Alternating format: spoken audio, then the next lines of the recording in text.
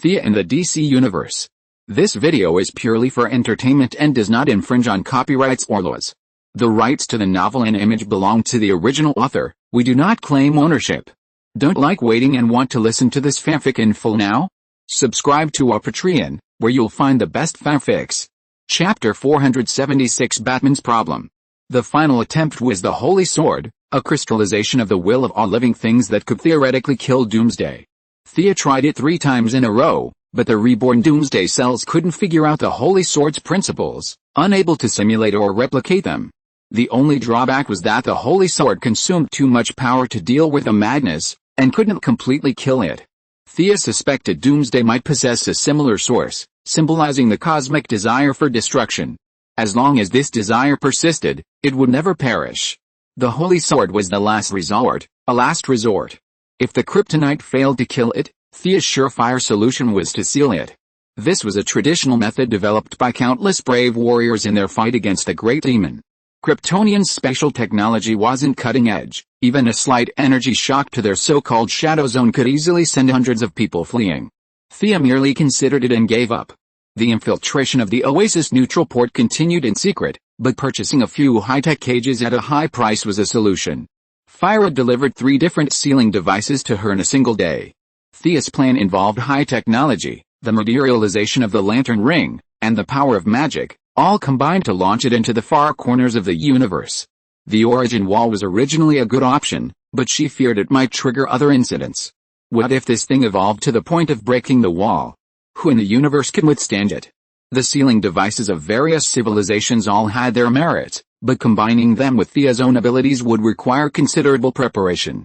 She wasn't someone who would record good deeds anonymously in a diary. She wasn't that conscious, especially at a time like this when she needed so much praise.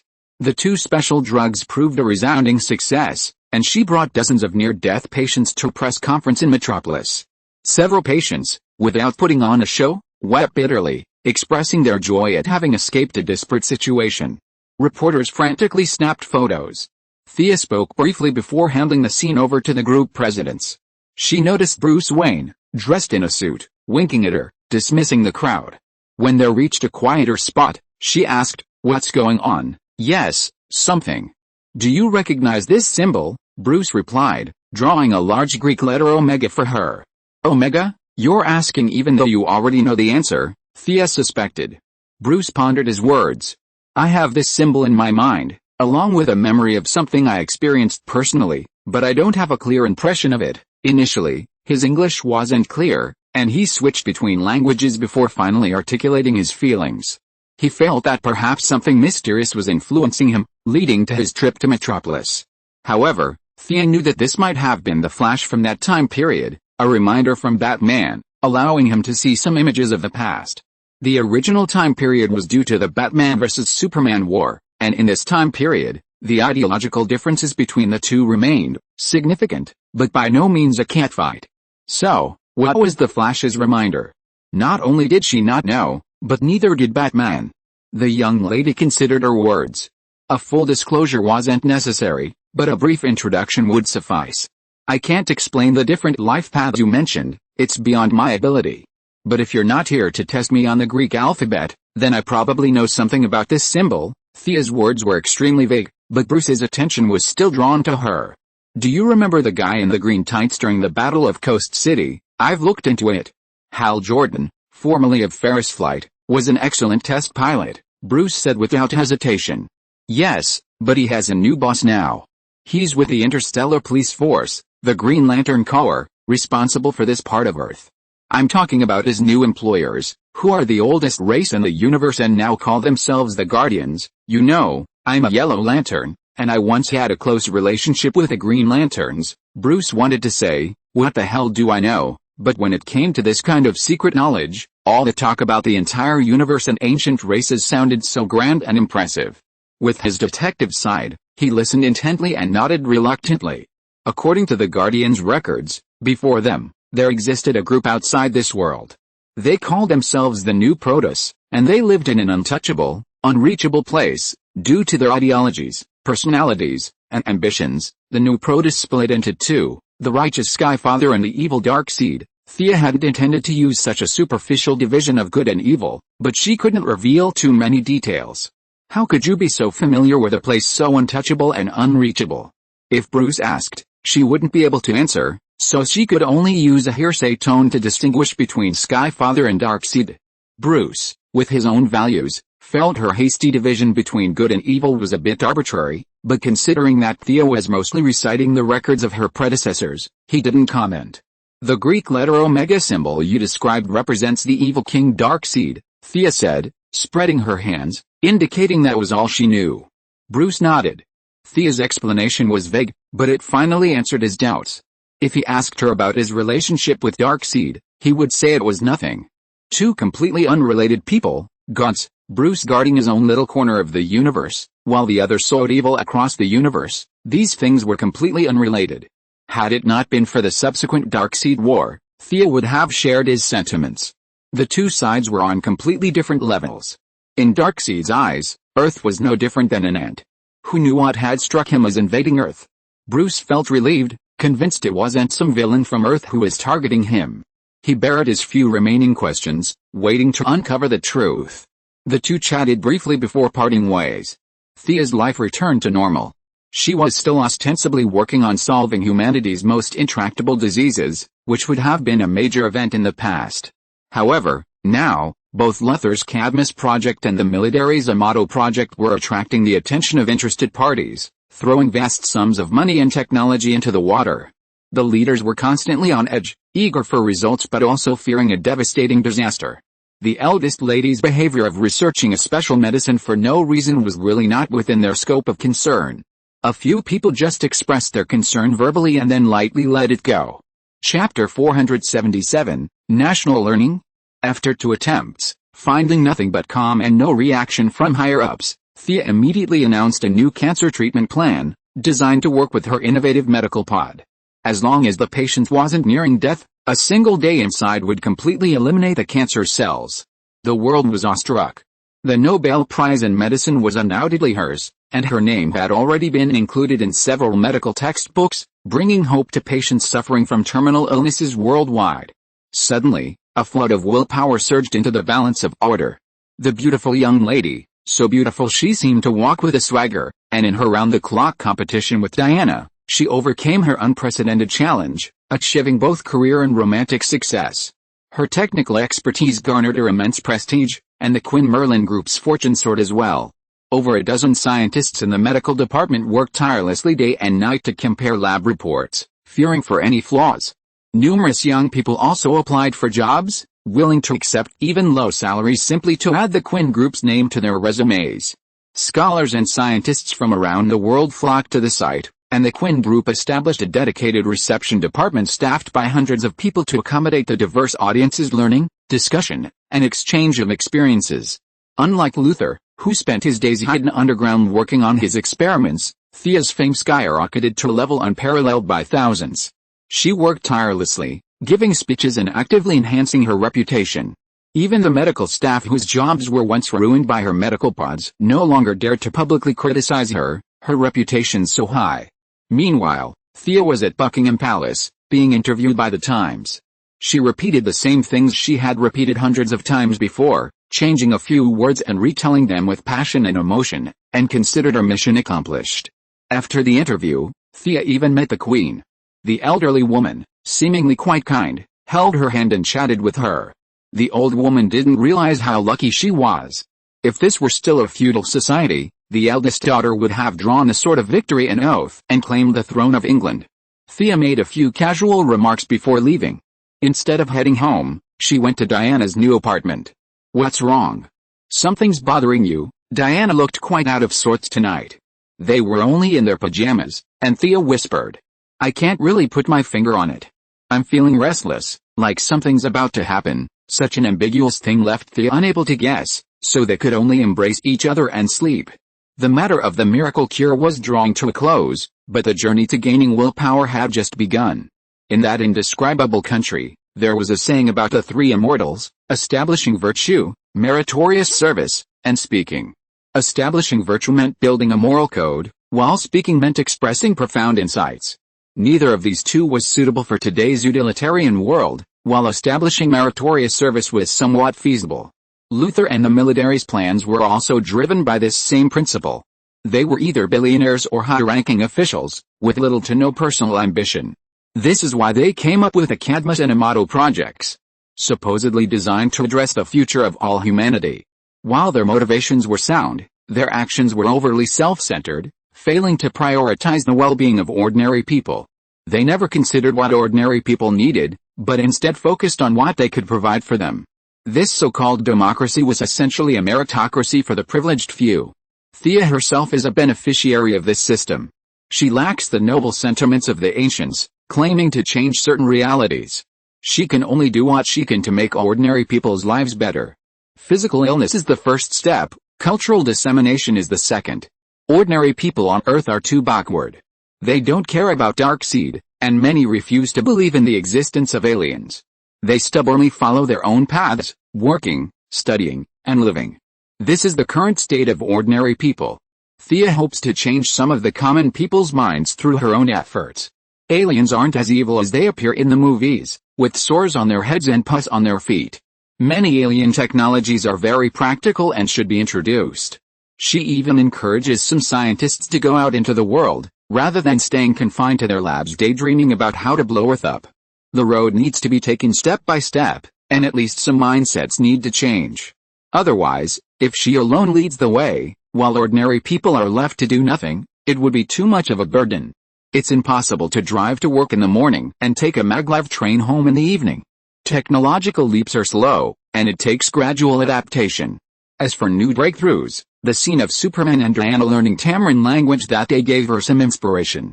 Learn the universal language. General Ryan and the others had just taken their seats at the Alien Management Committee when Thea dropped a bombshell, declaring a meeting to discuss the matter. This meeting was crucial, and Dougal, the black man, had arrived temporarily to act as a waiter, handing documents to the representatives. He felt a bit uneasy, as a mid-level member of the committee was also required to learn the universal language.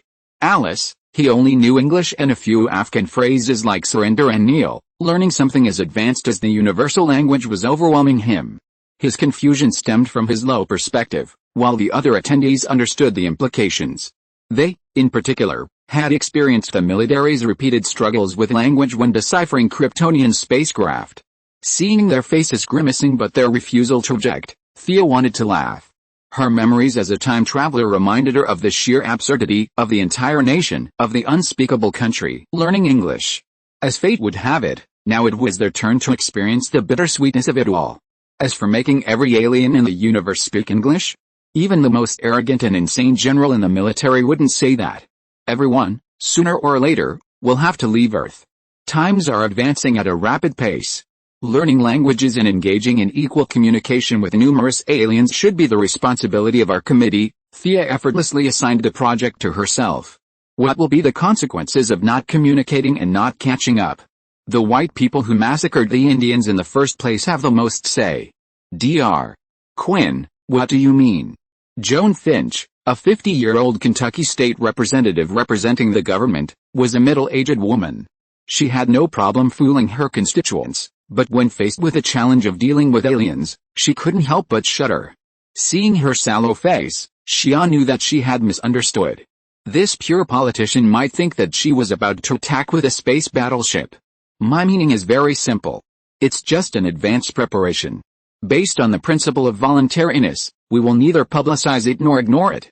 Let's publish a set of teaching materials in the name of the committee. Anyone who wants to learn can buy it. The middle-aged woman's face regained some color. General Ryan and Steve Trevor are both patients with late-stage paranoia. For them, it is definitely a good thing to be prepared. Unless the Earth conquers the entire universe, learning alien languages is a hurdle that cannot be avoided. Chapter 478 Shia's Advice. The committee's daily expenses were in the hundreds of thousands, and the learning materials mentioned today wouldn't cost much. Everyone agreed with Thea's proposal, but each returned to explain this far-reaching small matter to the leaders behind them. The leaders' vision had become more ambitious. Perhaps some of them simply wished to maintain the status quo, but that wasn't their decision. If the aliens came, they would be the first to suffer. Compared to Luther and the military's single-minded focus on building massive weapons, Thea's settle-and-settle approach was reassuring. It was easy to guess what they were thinking. If Luther succeeded and sought to gain greater power through force, who among the politicians would make room for him? Or would he sweep everyone aside and establish his own dictatorship? Thea's more scholarly approach was a hit with the politicians, and no one objected. The learning materials she compiled in her capacity as committee chairperson were quickly produced. Those with a long-term vision were always available. The initial 100,000 sets of teaching materials were sold out before they even entered the market. People like Luther simply bought 1,000 sets and distributed them to everyone in the company. Anyone who couldn't learn was fired. Bruce Wayne didn't miss out either, buying several sets to bring back to the Batman team for training. Foreign affairs officers of various world leaders, spy agencies, kings and presidents alike all bought a few. This wasn't a nuclear weapon. The U.S., with a philosophy of sharing the burden, was very open-minded and approved all of them. Thea then rushed to produce over 100,000 sets, but sales were sluggish. Many people thought it was an April Fool's joke. Only a few realized what was going on, but they were few and far between, and their opinions were quickly drowned out by the laughter. Thea didn't take it too seriously. Preconceived notions aren't easily shattered. The seeds of hope had been sown, and they would slowly flourish. Seeing the Batman team's tireless learning, the eldest daughter didn't forget her brothers. Although Thea felt that the Green Arrow team, with an average education level of only junior high school, had no interest in learning, she still brought a bunch of study materials back to Star City. Returning to the secret base she had originally established, now home to the Green Arrow, Thea found a new presence. Roy Harper, Thea's lover from the original timeline, was currently undergoing training with Oliver. What a lively scene. Thea felt like smiling at the sight of the base. 2 green arrows, a black arrow, and an untrained red arrow. This must be the Star City Archery Club. When she entered, the 4 were training enthusiastically. Felicity and Laurel, the sisters who had no martial arts background but loved to watch the action, stood nearby, watching them. However, upon closer inspection, Thea noticed traces of archery practice on Laurel's fingers, leaving her speechless. Thea, naturally, the sister Con Oliver was the first to notice her. They all greeted her warmly, and Roy Harper, a bit nervously, thanked her for saving their mother. When she handed them the study materials, their faces shifted slightly. Felicity, Laurel, and Shadow were all college graduates, so the pressure wasn't too great, and they each diligently flipped through them. Oliver, Tommy, and Roy Harper were all terrible students. The first 2 simply didn't study hard, while the last didn't have the financial resources to learn. Their foundation was so poor that even though Thea had written the book in a very clear and accessible way, they still looked frustrated. Thea believed they could all learn. Oliver and Tommy's bodies, transformed by divine blood and genetic fluid, had surpassed the average intelligent and learning abilities. With dedication, learning was easy. They briefly chatted about their recent developments, and Thea learned that, through Laurel and Barbara's introduction, Oliver had met Batman. They shared similar beliefs and experiences. With Thea's connection, Batman, a senior superhero, shared much of his own journey with Green Arrow. Green Arrow, who had been wavering, finally reaffirmed his resolve not to kill. After witnessing the training of the 3rd Red Robin, he also considered training an assistant. Then, the courageous and tenacious Roy Harper came into his sights. With the approval of the team, he began training the young man. Thanks to the Archery Club's relentless efforts, Star City's security has improved. Oliver even defeated Deadshot in single combat and handed him over to Amanda, who had arrived upon hearing the news. With their string of victories, Star City's underground forces were forced into a state of dormancy. Leaving Team Arrow, Thea met with Moira again. Her mother was already in the 2nd year of her 2nd term as mayor of Star City. Mother and daughter exchanged a few affectionate words. Moira had long since let go of her daughter, believing she had soared too high. "Do you think my next step should be Congress or the White House?" Moira relished the power she held.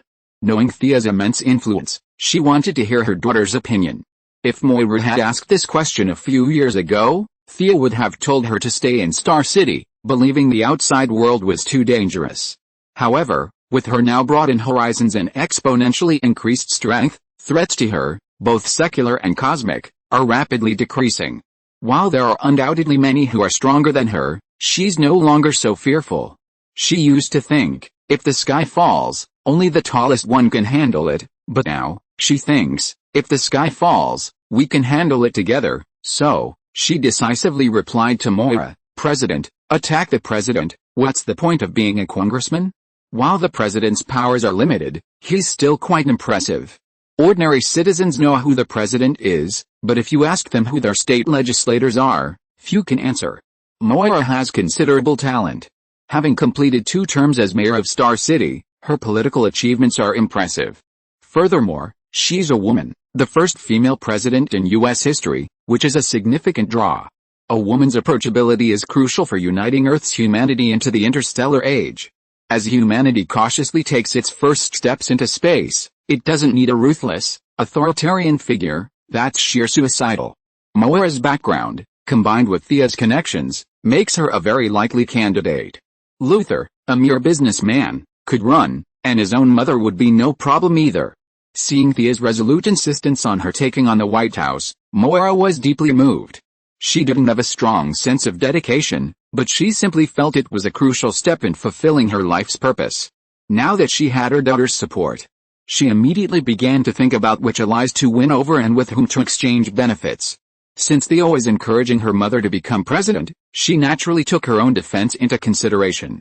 If you're listening to this novel on a channel other than Fanfic World, it means they downloaded and uploaded it without effort. We cordially invite you to visit our channel, Mundo Fanfic Novelis. There you'll find the original version of this story and you can explore many other novels of various genres. We're waiting for you to immerse yourself in a world of incredible novels. Chapter 479, Making a TV Show. Moira's physical condition was excellent. In a pure contest of strength, none of the bodyguards could match her, but she didn't know how to use it, and only occasionally did some calisthenics to get by. After Thea gave her a few quick lessons, she realized her mother had absolutely no fighting spirit. Even if she could outrun a bullet, she wouldn't attempt to subdue a gunman. Outrunning a bullet was certainly unrealistic. The eldest daughter's genetic enhancement fluid wasn't incredibly powerful, but her physical condition was solid. Even without consciousness, she still had some dynamic vision and muscle reflexes. Considering that even becoming president wouldn't happen for 2 years, a relatively safe period, Thea didn't make many arrangements. She simply crafted 2 magic gems, one for defense, capable of defending against frontal grenade attacks, and the other for teleportation. Setting the coordinates took some time. If Moira were attacked, neither the Quinn mansion nor her mayor's office would be safe. Thea had no choice but to set the coordinates to her own laboratory in Metropolis, which was under Gideon's control and could be breached without hundreds of men armed with modern weapons. The teleportation gem also reminded her that there were still many ordinary people on her side. Even Oliver, the best fighter, with his exceptional fighting talent and physical prowess, could dodge ordinary firearms when his opponent raised a gun. But if over 100 people were barraged with submachine guns, he would be doomed, and the remaining members of the team would be even more hopeless. After saying goodbye to Moira, Thea took a walk and returned to the Green Arrow base, where she shared her ideas with the others. According to their wishes, each of them had a teleportation gem made, and even Roy Harper received one. The young man was a little confused by the sudden appearance of such a fantastical object in the real world, but he accepted it anyway. "Here are 2, Thea said, looking at Felicity, the lazy and clueless former hacker who, despite being a weakling, had a penchant for wandering into dangerous places. Unlike their original time and space, the Green Arrow trio had been torn apart. Without the Black Brother to cushion the blow, Oliver's stubborn temper was unbearable for most people. Oliver, Tommy, Laurel, and Shadow, the foursome entwined in family, friendship, and love, a scene so tantalizing to the outsider that few would want to get involved. In this time and space, Felicity's relationship with Oliver is merely average.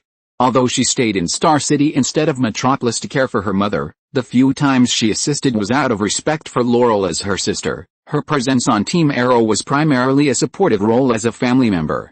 Given her suicidal tendencies, Thea injected her with genetic enhancement fluid, but she and Moira were similarly weak, often described as weaklings, and even a new god's physique wouldn't help.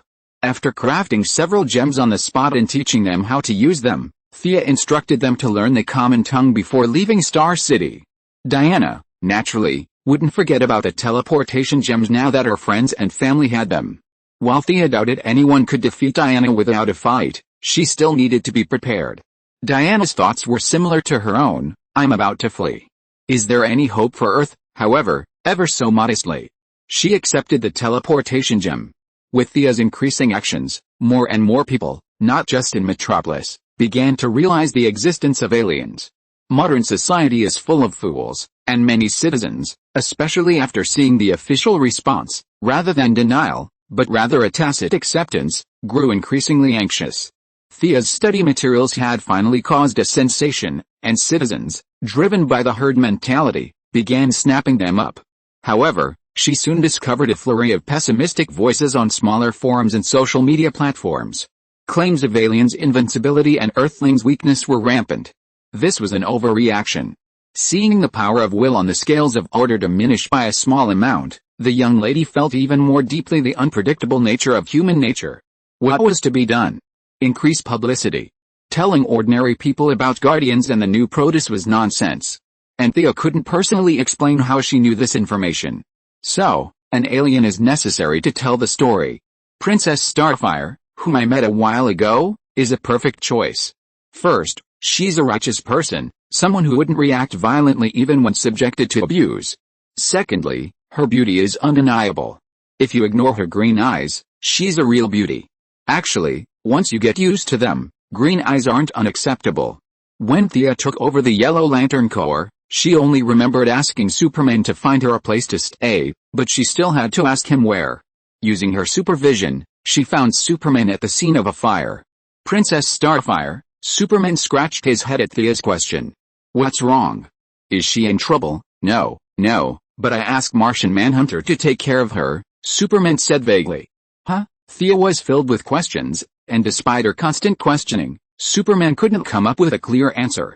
She then went to Martian Manhunter and learned that Superman's wife, Lois, was jealous and, to avoid causing family conflict, had to dump the beautiful Princess Starfire with him. After asking for the address, Thea came to Starfire's apartment. Just when she was about to knock on the door, she saw the door open from the inside. The tall and handsome Nightwing Dick Grayson was holding hands with Princess Starfire, preparing to go out. What a coincidence, what a coincidence. After knowing each other for so many years, it was impossible to pretend not to know each other. Dick Grayson could only greet Thea awkwardly. This is the winner in life. He had obviously broken up with Barbara, but he still had some lingering connections and occasionally exchanged friendly fire. This side was even more powerful. It had only been a short time since Starfire came to Earth, and the two of them had hooked up. Thea could only write the word admiration. Originally, she was worried that she and Starfire were not familiar with each other, but now that Nightwing was in the middle, it was convenient to talk. Thea forcibly pulled back Nightwing, who was about to run away, and said, "There's nothing in your Bloodhaven that needs to be saved. Finish my business first and then you can leave." After briefly introducing her original intention, Thea began to talk about her purpose. Ms. Starfire, would you like to do a TV show to introduce alien things to the people on Earth? It should be based on your own point of view. Don't scare the citizens, but don't cultivate their arrogance. TV show? Starfire and Nightwing looked at each other. What should I say? I can't talk about Tamarin, right? Sure, you can say anything. You know, Earth's scientific research capabilities are not weak. We can definitely bring many alien technological products to Earth. At this time, you can just help promote it. However, in the early stages of the program, there will probably be some negative comments. Be mentally prepared. Chapter 480 Christmas Dinner. Starfire had arrived on Earth alone, and she was a playful person, otherwise she wouldn't have run into Nightwing, who was sprinting through the streets. As a righteous person, she had no income, so she couldn't rob him. Living off her savings, she was now offered a job by Thea. After careful consideration, and seeing Nightwing didn't object, she accepted. A TV show couldn't be dull. Having Starfire read a script on stage, raving about the wonders of alien life and technology would be unwatchable. She also needed a co-host, preferably someone from Earth, attractive enough to be unafraid of aliens, and preferably with some experience in producing programs. With all these requirements, the pool should be slim, but Thea quickly found a suitable candidate. She summoned the former anchorwoman, Edge Earl, back to Earth. You want me to do the show again? Edge Earl was devastated. She'd been forced to make ends meet, but now that she was so successful, she still had to do this? Yes, she had to. The lady's orders were unquestionable, and the former anchorwoman had no choice but to return to the stage. Starfire's personality wasn't difficult to get along with. While Edgeril was still a little upset, returning to the show set still gave her a sense of being in another world. Everything was driven by money, and the first episode aired smoothly. Princess Starfire didn't need to lecture Earthlings about the vastness of the universe, she simply focused on her upbringing in the humanities. The experienced Edgeril asked a few timely questions, and the two worked well together for the first time. The show wasn't enthusiastic upon its initial release, but Starfire's beautiful appearance and sincere voice did garner some praise. Thea didn't encounter the kind of abuse she'd expected, which gave her more confidence in her future plans. Aside from Luthor's slight dissatisfaction with Edgeril no longer mocking Superman, the overall harmony remained harmonious. Control of the Iban trading company was in full swing.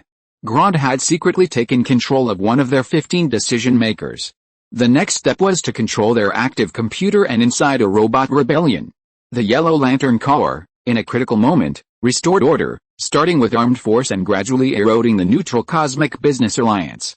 As they expanded their influence, they would also provide some technological equipment back to Earth. The neutral camp was Thea's entry point for Earth's future expansion outside the solar system. With a future direction determined, Moira's enthusiasm soared. To broaden her network, she decided to host a grand Christmas dinner in the name of the city government. Naturally, all her children were present, and Diana, who had been feeling a sense of foreboding, was also drawn in by Thea. Mrs. Quinn, I have long heard of you. Diana bowed slightly, her manners impeccable, the courtesy of a younger generation to an elder. Miss Prince, I have often heard Thea speak of you. Moira was well aware of the relationship between this incredibly beautiful woman and her daughter. It was nothing new these days, they were happy with each other, so Moira had no objection. She gently took Diana's hand and spoke a few words. Soon, another guest arrived, and Thea finally pulled Diana aside. Your mother is quite charming. She's an amazing person. Diana assumed any woman who achieved something was a great person, a deeply ingrained notion she couldn't change. Yet, don't you think she bears some resemblance to Queen Hippolyta? Thea said jokingly. Huh? That seems to be true. No wonder I find her so relatable. Diana reflected on it carefully and nodded seriously, much to Thea's amusement. These women in power share similar traits. As if to reinforce her point, another middle-aged woman struck up a conversation with Moira. It was Lex Luthor's mother, Letitia Luthor, who arrived for the dinner with her daughter, Lena Luthor. Shortly after, Oliver arrived with Shadow, and Tommy with Laurel. Moira was ambitious this time. She mobilized all her connections, and with Thea's timely help, a host of dignitaries attended. The vice president, a congressman, several ministers, and numerous celebrities, almost everyone invited attended. The security of the dignitaries couldn't be overlooked, so the Skya and the Super Investigation Bureau dispatched elite personnel as security. Naturally, the ever-present Martian Manhunter also arrived. Not only him, but also Gotham's wealthy tycoon Bruce Wayne and this year's Pulitzer Prize winner Clark Kent were also present. Thea's eyelids fluttered at the sight of them all. They had to pretend not to know each other, a daunting task for Diana and Superman, whose acting was somewhat immature. There were even more random people, like Catwoman and Lois Lane, who were relatives, and the naughty children Damien and Raven, who had come to eat and drink for free. Thea also spotted Starfire and Nightwing whispering to one side, which annoyed Barbara, who had come with her father. Barry Allen, who was currently incapable of fighting, Felicity, several friends from Star City Labs, Caitlin Snow, her fiancé Ronnie Raymond, and Cisco Ramon, all arrived. Some of these people were Oliver's friends, some were Thea's friends. A large gathering of young people made for quite a lively atmosphere. Seeing Thea constantly scanning the venue, Diana was a bit puzzled. What's wrong with you? Is something wrong? Of course, Thea couldn't say that so many heroes with the potential to be the protagonists were gathered together. According to the objective laws of things, she wouldn't be surprised if a Darkseid appeared the next second. She gave a wry smile and said she was fine. However, things in the world don't always go as we expect. When you think about something, good doesn't always come, but bad definitely does. Passing by with a casual air, Clark Kent, with his old-fashioned eyes, whispered to her, "There's a group of people about 10 miles away, armed with guns, and they seem to be heading this way. And there seems to be accomplices inside this venue." Thea immediately activated her supervision to survey the interior of the venue. She hadn't noticed before, But now she noticed that some of the staff members had ferocious faces and a fierce demeanor. Even though they kept their heads down, she could still see their ill intentions from the corner of her eye. Following Superman's instructions, he observed the movements 10 miles away. It was indeed a small group, about 30 people, armed with various firearms. A tall, muscular man led the group, conferring something inside 2 trucks. They were heading straight for City Hall. Xia breathed a sigh of relief. There was nothing to fear now. She didn't recognize the soldiers, but she had seen a photo of the leader. Wasn't that the brick wall who had recently disappeared? The waiters inside the venue were members of the Triad Gang, codenamed White Porcelain, led by Jin Nui. Xia also spotted several men with indescribable Minon characteristics helping out in the kitchen. Chapter 481, Poor Brick Wall.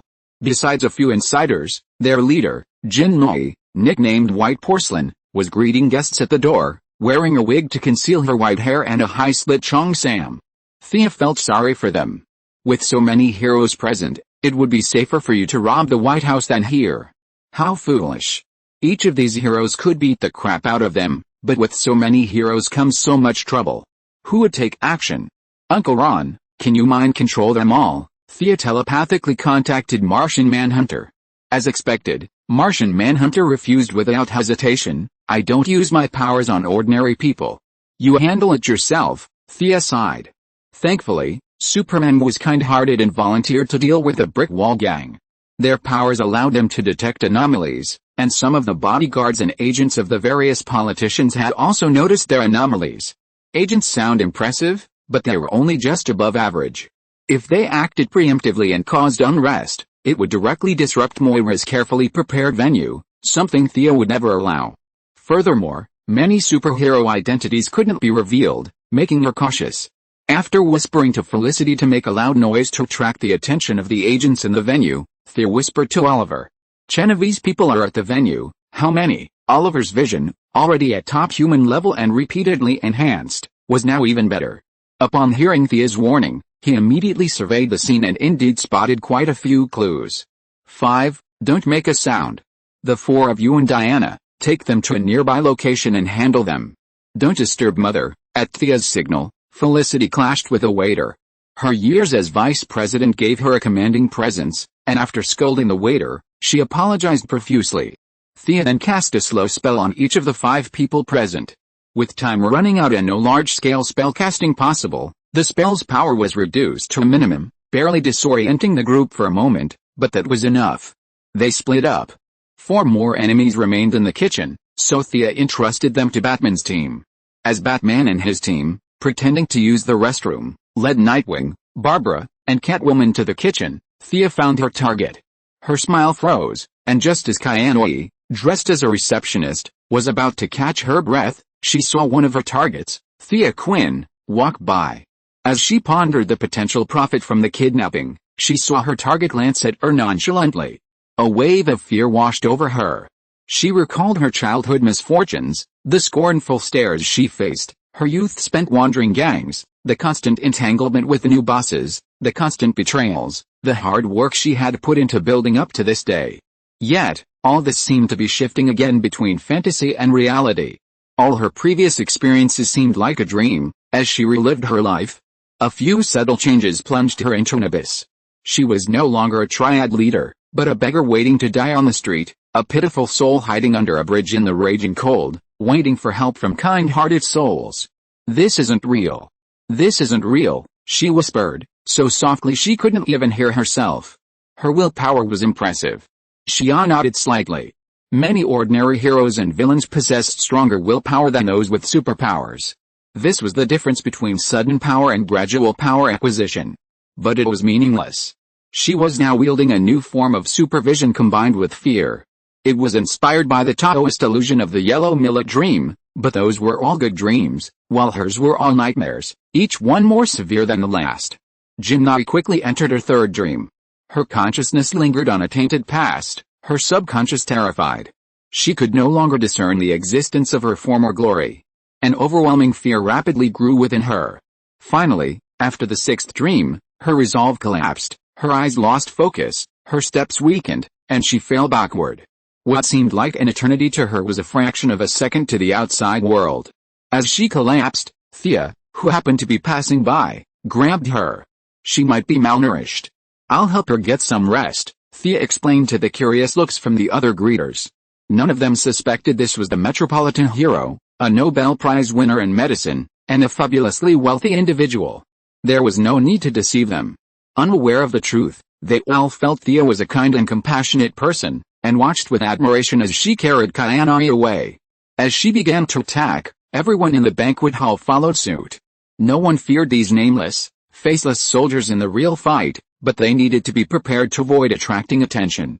Ouch, sorry, I stepped on your foot, my hand slipped. Is your shirt okay? With a flurry of excuses, the dazed and stun-stricken enemies in the venue were dragged out of the hall, knocked unconscious, and tied up. Batman and Superman were equally swift, each choosing to knock out their enemies to avoid revealing their true identities. The party was in progress, and the group couldn't leave for long. Furthermore, with over 40 people tied up in a group, it would be easy to spot. Thea simply tied them up and threw them into a portal across from Oliver's lair. They acted as if nothing had happened, returning to the party to eat and drink, as if the 40-plus troublemakers hadn't even existed. The Christmas dinner was a resounding success, and Moira was grinning from ear to ear. Many people understood her, and many subtly expressed their support for her candidacy. Excited, she drank a lot. After the party, Thea dropped her home before rushing to Oliver's to see the results of his interrogation. Superman and Batman were not involved in the Star City incident, and Diana had gone home early, leaving only Oliver's Green Arrow team at the scene. Oliver was helpless that his enemy had gone crazy today and packed him up as a Christmas present. He couldn't let him go after he had captured him, but he wanted to know the enemy's purpose tonight. Was it because his true identity had been exposed, or was it something else? However, the underlings were clueless, and no amount of intimidation was enough to stop them. The leaders, Brickwall and Chanavy, were both in a deep coma, so there was no way to ask them. When Thea arrived, the Green Arrow team, fully armed and masked, were pouring water on Chanavy's face. She didn't look at the poor man who was enduring her new version of a dream, but at the burly Brickwall. This gangster with some superpowers seemed to have a bit of a brain. Thea had witnessed Superman and their battles from afar. This guy actually asked Superman to punch him, so-called to test his endurance. Faced with such a sincere request, Superman was a little surprised but not polite. He used 10% of his strength and eyed him lightly, and then this guy became the miserable state in front of Shia's eyes. Chapter 482 The End of the Farce and a New Beginning. The chest of the Dark Jacket was shattered, leaving a massive fist mark on the man's chest. His supernatural powers were slowly repairing the damage, but the injuries were so severe that a complete recovery would take considerable time. Meanwhile, Kayanoi, her eyes rolling back, was entirely thanks to Shia. Lost in a relentless dream, she couldn't tell which was her past and which was fantasy. Trapped in self-denial, she ultimately lost consciousness. In simple terms, she'd overexerted her mind and frozen it. Resisting the fear she'd cultivated, Kayanoi's consciousness immediately registered the difference. Her experiences were deeply etched in her mind, every detail authentic and real, a stark contrast to the false, empty nightmare. She wasn't some street beggar, not some tragic, unspeakable woman, she was the leader of a triad. Kayanoi's consciousness instantly took over, and despite her weakness and fuzziness, she attempted to stand, ready to defend herself against the enemy's attack. Who's there? She staggered to her feet like a patient with a high fever, struggling to open one eye. Seeing Green Arrow's arrow pointed at her, her heart sank. What are you going to City Hall for, Oliver? Wearing a voice-changing device, tightened the bowstring again and demanded sharply. I'm going to City Hall? What am I going there for? Kayanoi's memory was a bit fuzzy now, and it took her a while to sort it out. Just looking at her companions, who were tied up like dumplings, she knew the operation had failed, but where exactly had it failed? She had never imagined that City Hall had so many superheroes. She felt that she had lost unfairly. Having climbed up from the bottom, she had always believed that failure was the mother of success. Lose today, find the problem, and win again tomorrow. This had always been her motto, despite repeated defeats. But today's actions were completely inexplicable. She absolutely refused to believe that Team Green Arrow had defeated her. They had been fighting back and forth for 6 months. If they had been able to capture her silently, how could she still be alive today? But a true man never suffers a loss in the face of adversity. admitting one's mistakes and standing firm when faced with a blow. She understood these principles perfectly well, and spoke frankly. "We're planning to kidnap some city officials and extort money." Oliver was a bit incredulous. "You're so brave, ready to challenge the world's superheroes, just for a small sum." A hint of doubt lingered in his tone. "That's all." Kayanoi stared at him in bewilderment, her mind racing, analyzing the implications of Oliver's words. But before she could fully process them, a flash of white light passed, and she fainted again. Thea knocked her unconscious. It seems like a coincidence. This girl only knew about the city government Christmas dinner. She thought it was just a regular Star City event, but she didn't expect so many dignitaries to be there. Oliver understood his sister's point. Moira still had 2 years left in her mayoral term. Today was just a small-scale preliminary test, without any fanfare. These two unlucky souls had no idea the vice president and a bunch of congressmen were present. The so-called equality of democracy was nonsense. Kidnapping a clerk was a criminal offense, but kidnapping the vice president was treason. The vice president and his colleagues arrived late, and their insiders hadn't seen them. Had they known the details of today's meeting, they certainly wouldn't have risked their lives. After the farce ended, Oliver was responsible for sending the unfortunate individuals to the police or whatever else happened. Thea went straight to Diana's London apartment. Late in the night, London was completely silent, with only the occasional barking of a neighbor's dog, which was quickly soothed by its owner. A nuisance was no joke. A subtle vibration in the quiet room jolted Thea awake. It was a teleportation wave. Her first reaction was that someone was about to attack her by surprise, but then she realized that the noise was significant and the chances of a sneak attack were slim. With her skills, few on Earth could defeat her. And with Diana by her side, she wasn't afraid even of Superman in his dark form. Diana's reaction was equally quick. They both sat up simultaneously, warily eyeing the uninvited guest. The transparent transmission ripples spread out, and a young woman stumbled out from them. She had short blonde hair, and was wearing a shirt, shorts, and flip-flops. She was clutching a key tightly in her hand. She looked around in panic, and then seemed to have noticed something as she glanced at the other side of the bed. 4 bright eyes were staring at her. "Hi, Diana." The young woman didn't know Thea. She just felt that this woman's gaze was too sharp, as if she wanted to see her internal organs clearly. It was a bit funny. How could human eyes see internal organs? She was nervous about being in an unfamiliar environment suddenly, but fortunately she soon found an acquaintance. She knew Diana. "Zora? Why are you in my house? I remember you went back to your hometown." Diana did know this girl. She was a very caring person and had worked in her foundation for a while. I'm at my farm back home." "My farm, you know? It's in Virginia. But a strange blue-skinned guy just showed up and offered to protect me. Then we were attacked, and he gave me the key, and that's how I ended up here." The woman named Zora recounted the events in a disjointed manner. As for why she told Diana, she didn't know, it just came out of her head. "She's my employee, or at least a former employee, and I thought I should help her," Diana explained to Thea. What else could Thea say? She could only chuckle. This woman, who had suddenly appeared before her, had an identity she wasn't aware of, the living incarnation of Athena. But Thea had checked repeatedly and couldn't detect even the slightest trace of divine power. She looked completely ordinary. Her physical features weren't obvious yet, but it would be discovered soon. She was pregnant. The result announced publicly was that the old stallion Zeus, though old at heart, had given Diana and her family a new sibling. The truth was, the main god was avoiding his eldest son, staging a spectacular spectacle. The one born wasn't his son, but himself. Thea understood it as a chance to level up a new character, as his main character couldn't level any higher. If he could gain the source in the process, transforming the old god into a new one, even better. Her gaze darted back at the young woman, feeling a pang of regret. She was just an ordinary person, at least before the divine will infused her. She had no flaws. As for the blue-skinned figure she mentioned, it was probably Hermes, the Greek god of speed and thieves. While seemingly righteous, he harbored ulterior motives. Seeing Diana seemed intent on intervening, Thea accompanied her. Soon, she would reunite with Ares and accidentally kill the god of war in battle. Thea had to stop her. Chapter 483 Hermes. This wasn't because of any deep friendship between Thea and the god of war, but rather because the position of god of war was a pitfall.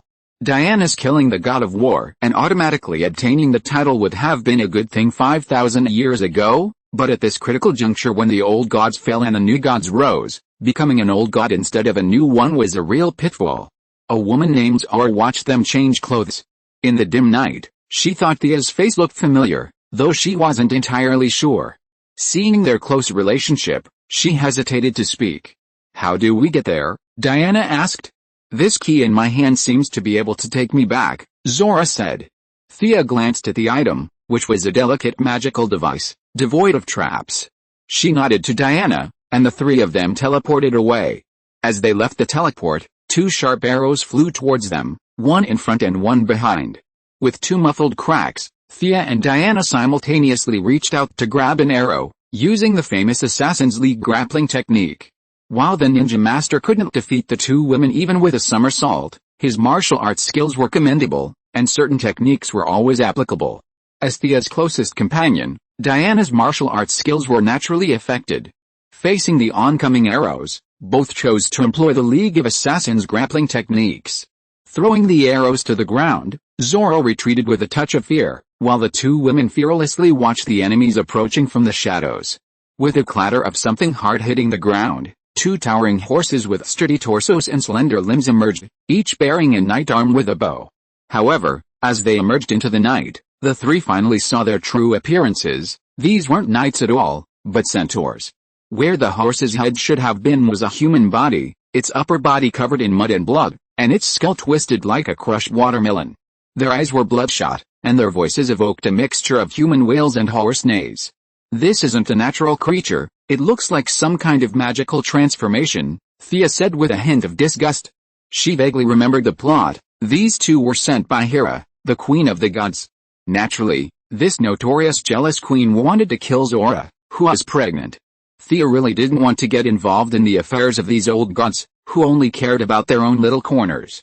Their world was so chaotic, like a melodramatic family drama, it would be absurd for them not to perish. But Diana couldn't escape. As Hippolyta had said, this was her birthright. Though Thea hated it, she had no choice but to jump in. "This is a blasphemy against life." Diana studied the centaur. Its aura was filled with madness and brutality, it was clearly beyond redemption. One each, the two exchanged glances, instantly understanding each other's intentions. Diana struck first, flinging her shield to deflect the opponent's arrows. Then, leaping up, she struck the opponent's neck with her sword. Thea lacked her formidable presence. The two centaurs merely looked menacing, their magic unleashing their full potential and forging a fearless ferocity. Their true strength was untouchable. Thea, who had always lacked good armor, didn't go fully armored like Diana. Instead, she simply changed into casual clothes and followed. With her versatile skills, she wasn't eager to engage in hand-to-hand combat with the filthy centaurs. Her jade-white left hand extended, and a chain of lightning whizzed out, hurling itself towards the centaur's head. With only murder on its mind, the centaur realized it couldn't withstand the blow. It half-knelt, lowering its body considerably to avoid the chain, and simultaneously drew its bow and arrow, firing another bolt at Thea. "You want to compete with me in archery?" Thea felt a mixture of laughter and tears. Such a crude magical creation wasn't even worth her arrows. Back, a beautiful ironic spell, the arrow changed direction rapidly in midair, returning even faster than before. The centaur was caught off guard and was hit hard. The arrow pierced his body, and thick, dark blood continued to flow out. Thea took advantage of the situation and reshaped the lightning chain that had previously swung in the air. She swung a spear shrouded in lightning and threw it out. She didn't know the centaur's most vulnerable spot, but aiming for the head was generally a sure thing. With a puff, the lightning spear directly opened a large hole in the centaur's skull. The centaur spun around in place like a drunk, his steps unsteady. Then he fell to the ground without knowing the direction. His limbs trembled a few times, and he was completely dead. Only then did Thea glance over. Diana was equally swift. With a few quick moves, she spotted an opening in the opponent's attack, dodged it with a sideways movement, and soared into the air, her body tracing a beautiful arc through the air. With a flick of her wrist, she slashed off the centaur's massive, twisted head. The two ended the battle in unison. Zora, a bystander, remembered the blue-skinned freak who had saved her earlier and hurried to her room. The two women each dealt a finishing blow to the enemy, confirming their death before following them into the room. The first thing they saw upon entering the room was a figure sprawled on the ground, clad in azure blue and tattered like a beggar. The most striking thing about the figure was a pair of bird claws where his feet should have been. This was Hermes, but this god renowned for his speed was in a less favorable condition. A crudely crafted spear, similar in style to the one wielded by the two centaurs outside the door, pierced his body. The god of speed lay face down on the ground, his breathing intermittent. He's putting on a good show.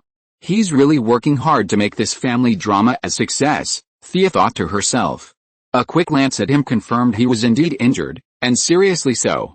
This Hermes was much weaker than she had initially assumed. The two centaurs at the door were powerful, but it depended on the target. He was definitely invincible against ordinary people, and even a moderately powerful hero could defeat them. At least, Thea felt that Oliver wouldn't have much trouble dealing with those two centaurs. If he could bring in his archery club, he could defeat them without any casualties. Two modified centaurs, even so weak, had nearly killed the Greek god of speed and thieves. Who would believe that? Divine power should not be easily offended, but divine power also disdains concealment. Hermes was pretending, but his true strength was indeed painfully low. Despite his efforts to conceal it, his general strength level was still apparent. Thea felt that even accounting for his hidden strength, she could defeat 3 or 4 opponents of this level. You have to know that in his heyday, he was one of the 12 main gods and had once blessed Diana. Now, his divine power is not even comparable to Diana's. He is just like a candle in the wind and may die if he exerts a little force. Chapter 484, The plot went astray from the beginning. Thea felt she truly didn't understand their thinking.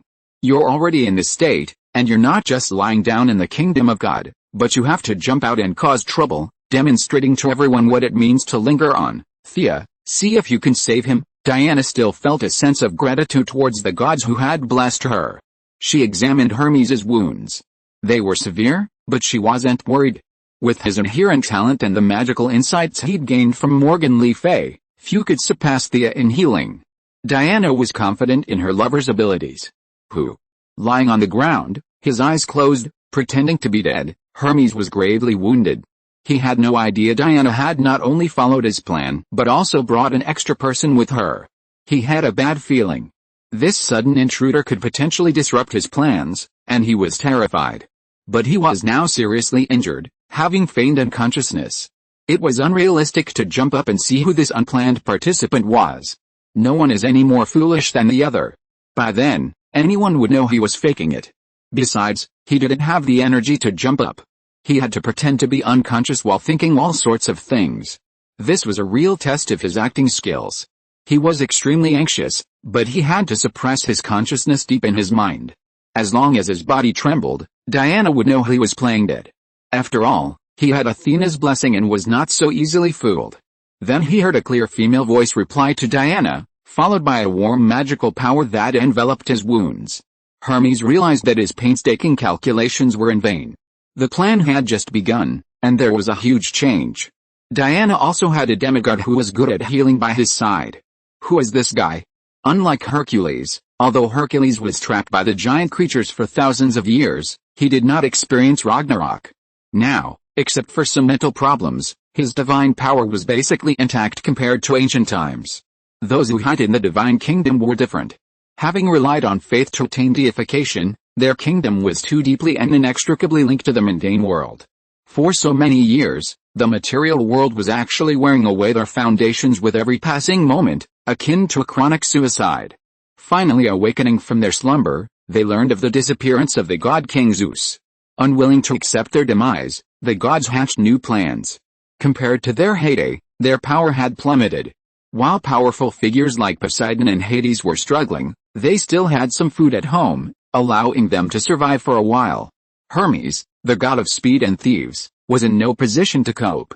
He had no idea that a year from now, something called the Speed Force would negate the very existence of his status as the god of speed, leading to his utter downfall. He vaguely sensed that his remaining time was running out, and an invisible sword had already descended upon his neck. He was both a pawn and a player, hoping to find a way out of the chaos.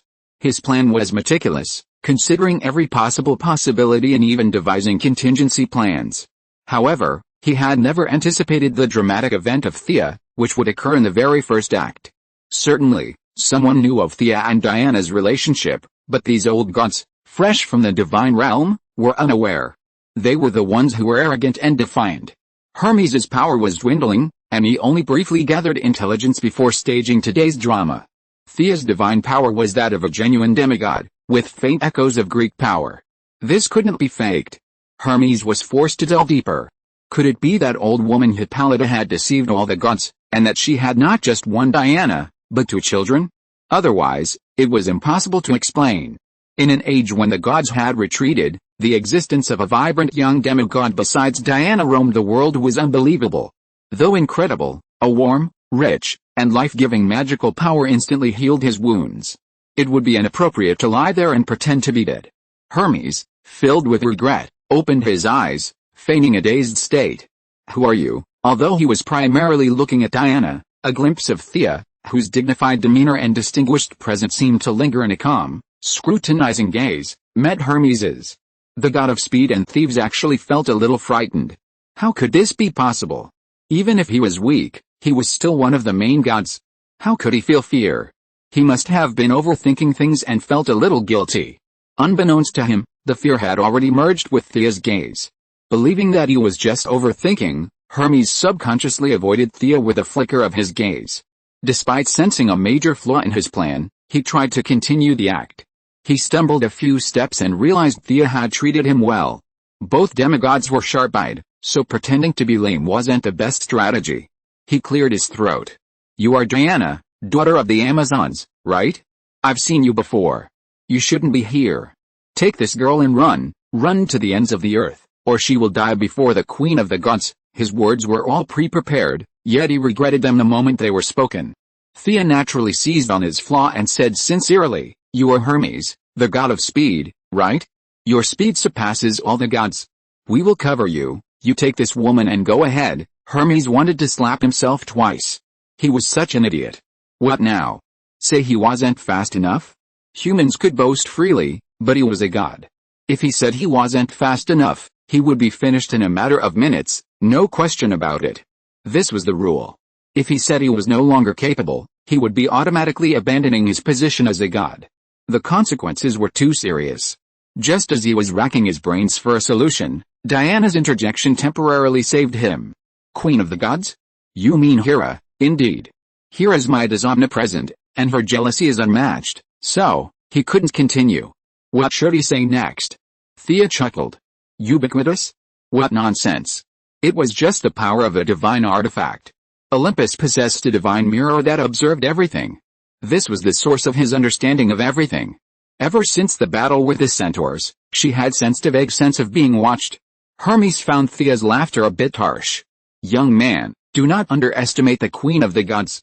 She possesses unimaginable power, is that so?" Through constant measurement and reverse monitoring, Thea had roughly grasped Hermes's location. She seemed to be in another dimension, the common area of the Greek gods, Mount Olympus. Chapter 485, Finding Reinforcements. She used her supervision to its fullest potential, flooding her eyes with magical energy. Using the other party's divine artifact as a channel, her gaze penetrated the spatial barrier and locked eyes with the elegant middle-aged woman draped in peacock feathers on the other side of the mirror. Hera, the queen of gods, who had been observing their movements with unbridled enthusiasm, was unprepared to be attacked. The orange energy, laced with fear, struck her directly. Even a god couldn't resist the fear, especially one whose true strength was only a tenth of what it once was, and who wasn't known for her strong will. However, her immortality still gave her a significant advantage. The pride of a god prevented her from falling into self-denial like Ianoi. With some difficulty, she reached out and closed the channel of the artifact mirror. Was this Hera? Thea scoffed inwardly. Thea had a bad reputation, but she had seen through Hera's true form after only a brief exchange. To say she was vulnerable was just bragging, but she wasn't invincible either. Furthermore, Hera struck Thea as more of a mage than a god. Whether this was due to her inherent lack of divine power or some other reason remained unknown. Originally, she wanted to teleport directly there, but unfortunately, the other party saw the opportunity quickly and decisively closed the channel. The location of Olympus is different from the traditional concept of geographical space. There is no accurate coordinate point, so she dare not teleport rashly. The feeling of being spied on disappeared. Everyone present, except Zora, who was still an ordinary person, could feel it. Hermes didn't know what happened, but he could also guess that the end of Hera's gaze was definitely not because Hera had good intentions and valued peace. Seeing Diana staring at him, ready to dump Zora, the heavy burden, on him, his mind was full of thoughts, and he really came up with a set of excuses. He immediately said with great loyalty, "I will take Zora with me, but Hera has noticed Paradise Island. You must remind your mother to be careful." After saying this, he made a gesture to leave. As expected, Diana became alarmed at the mention of Theoden. She grabbed his arm and nervously demanded, "Theoden? Are you saying Hera has seen my mother?" Thea knew something was amiss the moment Hermes mentioned Theoden. Hera had just lost, so it was inevitable she would go there to vent her anger. In the previous dimension, Hera had transformed the Amazons into snakes and Hippolyta into a stone statue. Who knew what Hera would do in this dimension? And it was better to be safe than sorry. Hippolyta and the others couldn't stop Hera now, even at a severely weakened state. Diana wanted to go home, and she couldn't stop her. She even had to agree, which made her sigh inwardly. Hermes, feeling Diana had fallen for a trick, cried out in despair. After a long, exhausting effort, and countless brain cells dying, things finally returned to normal. "Thea, I want to go back. What's your opinion?" Diana hurriedly sought her lover's advice. Thea certainly couldn't object, but she wouldn't rush unprepared into an ambush. Winning a fight is one thing, fighting tooth and nail is another. It would be foolish not to use help. "Excuse me, which of the gods have awakened now?" she asked the renowned god of speed and thieves. Gathering intelligence was his domain, and if he didn't know anything, it would be highly suspicious. Hermes hesitated, but still replied, "Hera, the queen of the gods, Apollo, the sun god, Ares, the goddess of discord, Eris, as well as Hades and Poseidon, should have awakened." He only gave the bulk of the answer, leaving out Demeter, the goddess of agriculture, who had been in cahoots with Thea. He also didn't mention the moon god, who had briefly served as Thea's boss. However, Thea certainly hadn't sensed any signs of the moon god's arrival. Did she feel her own power was sufficient to avoid interfering? Thea considered this good news. After all, the moon god still had a bond with her, and engaging in violence was never a good idea. Diana no longer spoke of Ares as if he were her father's murderer, as she had a century ago, but her expression remained grim. Thea analyzed the strengths of the various figures. The world had been at peace for a long time, but after the devastation of a century ago, Ares' current situation was worrying. Neither the goddesses of strife nor the goddess of agriculture were known for their combat abilities. The only one they needed to fear was the sun god, Apollo. Unlike the moon god, whose devotion was scarce, the sun was essential for the survival of all life on Earth. Even in modern society, worship of the sun god had long since faded, though a small but widespread devotion persisted. Thea was unsure of his combat power. If the two of them were to take on 4 or 5 weaker gods simultaneously, the outcome would be unpredictable. The sun god's strength, in particular, made her unsure of her chances of victory. Fortunately, this world was full of surprises.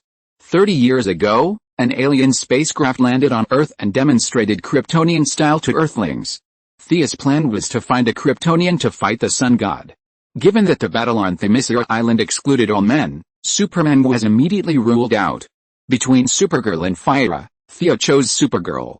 It wasn't that Phyra was weak, but rather that she couldn't leave. Furthermore, Phyra's staid personality didn't suit the equally staid Themyscira women. Supergirl, on the other hand, was a perfect fit, as she remembered she'd been to Themyscira Island before, so she should have much of a problem. She explained her need for reinforcements to Diana. She wasn't entirely sure why Thea was so cautious, but as a longtime lover, she trusted her. She knew Supergirl, though not very well. Thea quickly connected with Kara Danvers, who was attending National Academy. Thea treated her like a younger sister, often taking her out to dinner.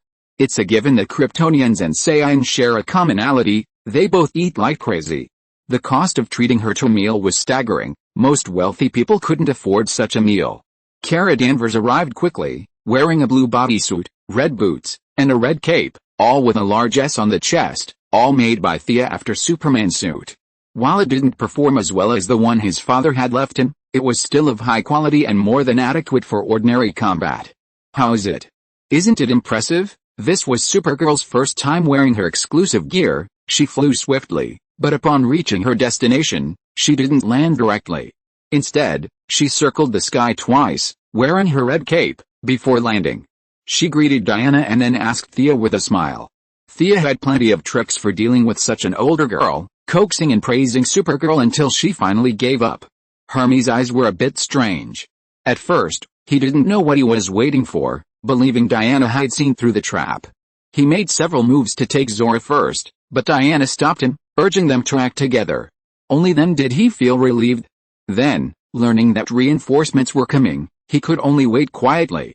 If you're listening to this novel on a channel other than Fanfic World, it means they downloaded and uploaded it without effort. We cordially invite you to visit our channel, Mundo Fanfic Novelis. There you'll find the original version of this story and you can explore many other novels of various genres. We're waiting for you to immerse yourself in a world of incredible novels. Chapter 486 Return to Paradise Island. Supergirl's arrival further baffled him. This girl possessed no divine powers, that was undeniable. While Hermes' strength was now dwindling, his former height still shone a sharp light on his vision. While lacking divine powers, this woman was immensely powerful. Her body was brimming with surging energy, her structure impeccably constructed, and her flight speed was incredible. Even Hermes at his peak couldn't have outrun her. Could this woman be the culprit for his future downfall? Hermes felt he had misjudged Diana's fate in luring her out today. Accidents kept happening one after another. Thea, unconcerned with her thoughts, whispered to Diana. Whatever lies ahead, we can overcome it with our strength.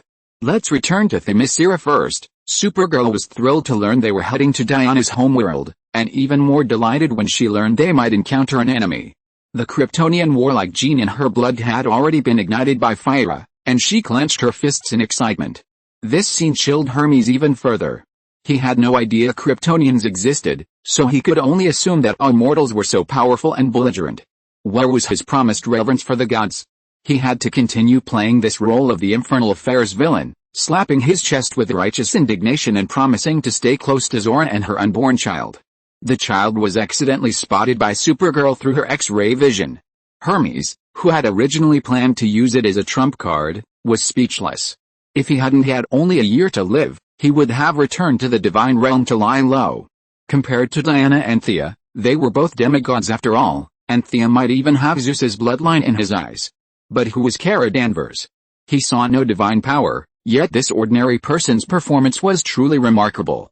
Feeling that everything he said and did was wrong, his actions were exposed, Hermes began to play the fool. But his injuries had been healed by Thea, making the pretense impossible. If Diana hadn't been worried about Themyscira, she would have noticed his problem. But Thea had no intention of exposing him now. This wasn't a game, chopping him up might just drop some equipment. He was a broke wretch, dressed in rags. His only real asset was his staff, a teleportation staff that defied time and space. However, it was too closely tied to him, much like Diana's protective silver bracelet, almost binding her. Thea glanced at it briefly and then paid no more attention. Diana had returned to the island once before, decades ago, but her conversation with Hippolyta hadn't gone well.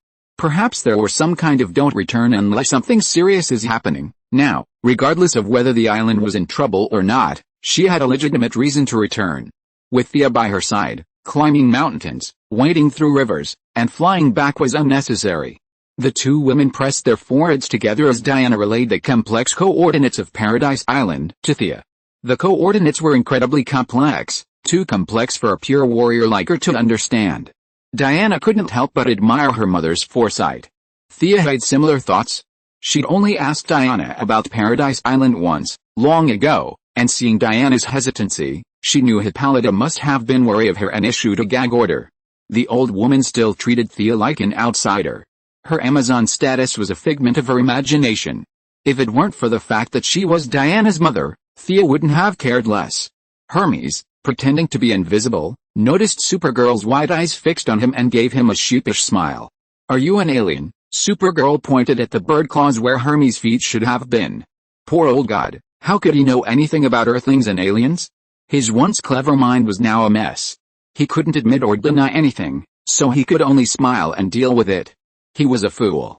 Supergirl came to this conclusion with a cute frown, looked at him with a hint of sympathy, and patted his shoulder in encouragement. Such a powerful force. Supergirl's use of strength was far less natural than Superman's, and these 2 blows nearly injured Hermes internally. He decided he couldn't stay any longer and had to leave. He took out his staff, ready to volunteer. But before he could utter a word, Thea swiftly and gracefully drew a fixed-point portal on the spot. With the coordinates provided by Diana, and since they were both located on Earth, she quickly completed the teleportation array, briefly inspected it, and stepped through. Supergirl had seen Thea teleport many times before, and she entered with a proud and confident manner. "Come on," Diana called to the remaining 2 before entering. Zora had no idea where she was going, or what her purpose was, but Thea, Diana, and Supergirl all looked friendly, and compared to Hermes' beggarly appearance, the 3 of them seemed more believable. She imitated them and passed through the portal. Hermes felt like crying, but he couldn't. What was this all about? He could see Diana didn't take him seriously, and consequently, she wouldn't trust him either. But the show had to go on. He raged, "You'll regret it soon." He put away the ferocious expression on his face, reverting to his weak demeanor as he followed through the portal. As he passed through, he heard Supergirl, his supposed mortal enemy, exclaiming about how warm the beach was and how beautiful the mountains were. Diana sounded delighted. Everyone admired their hometown.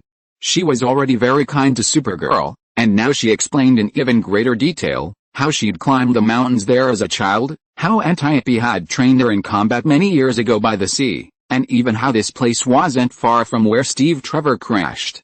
Diana briefly recounted the battle. After 10 minutes, however, she grew silent, exchanging a glance with Thea. "Mother should know I'm back on the island. Why haven't they appeared yet?" Thea wondered. "The magic band here is still in effect. My supervision doesn't work here, and Kara's probably won't either. Let's search with our naked eyes." The 3 of them immediately took off, looking in 3 different directions. Kara, always lucky, was the first to spot their target. "There's a lot of people southwest of here, near the sea," Diana, worried, flew over without even bothering to call out to the 2 onlookers on the ground. "Come on," Thea waved to the 2 on the ground, and she and Kara followed. Can you fly?" Zora, feeling her worldview shattered, looked at Hermes anxiously. She still had no idea what she was doing here. She only knew that this ardent Superman impersonator had looked at her belly and announced she was pregnant. Was that even a stretch? She hadn't even noticed, so how had the woman in the blue leotard and red cape figured it out? Chapter 487 Gathering at Paradise Island. Zora was tempted to not follow, but she didn't know where to go. The area looked barren and remote, with no taxis to be found. She could only turn to the seemingly friendly Hermes. The god of speed and thieves was nearly furious at her words. "When I was circling the earth at superluminal speed, these women were nowhere to be found," he forced himself to endure. Of course I can fly," he said bitterly, holding Zora as they followed. However, after flying a short distance, Zora had another question. "You don't seem to be flying as fast as them." Although she wasn't a scientist and didn't have a speedometer, she had seen the sonic boom during Supergirl's flight. As someone with a modern education, she could tell it was at least close to the speed of sound. Meanwhile, Hermes, holding her, flew slowly and unsteadily. The speed comparison was like that of a wooden plane versus a 5th-generation fighter jet. Hermes wanted to let go and let her drop to his death, but that was just a thought.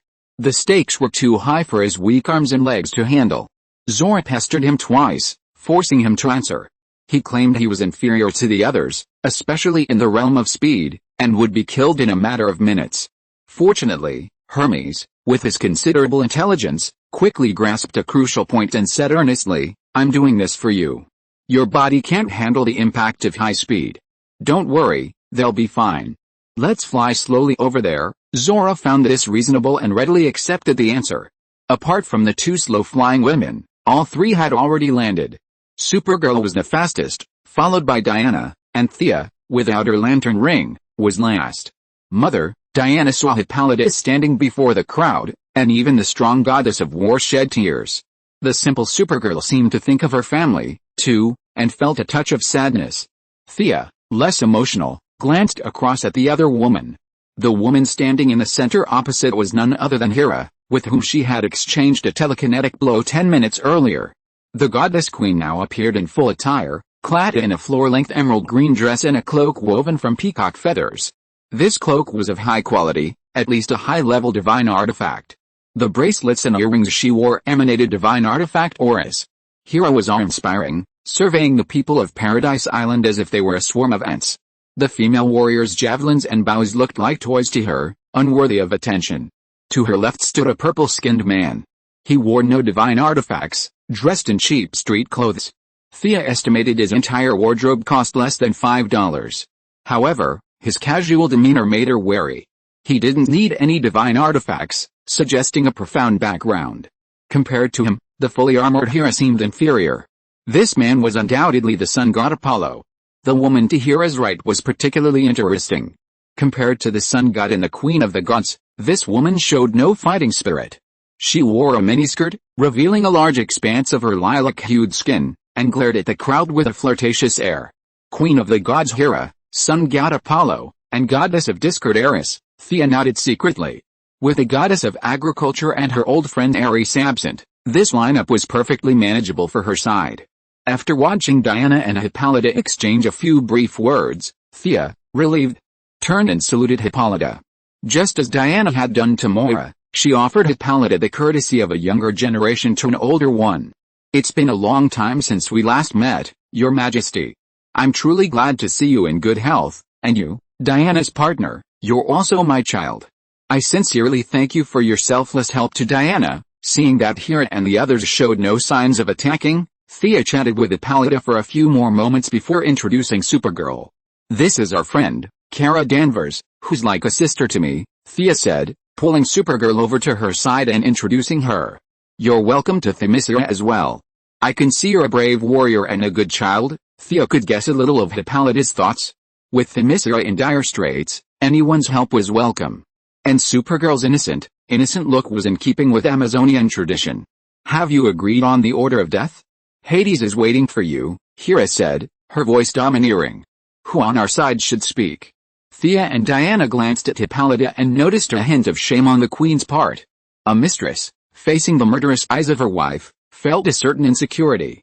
Asking Diana to speak seemed inappropriate.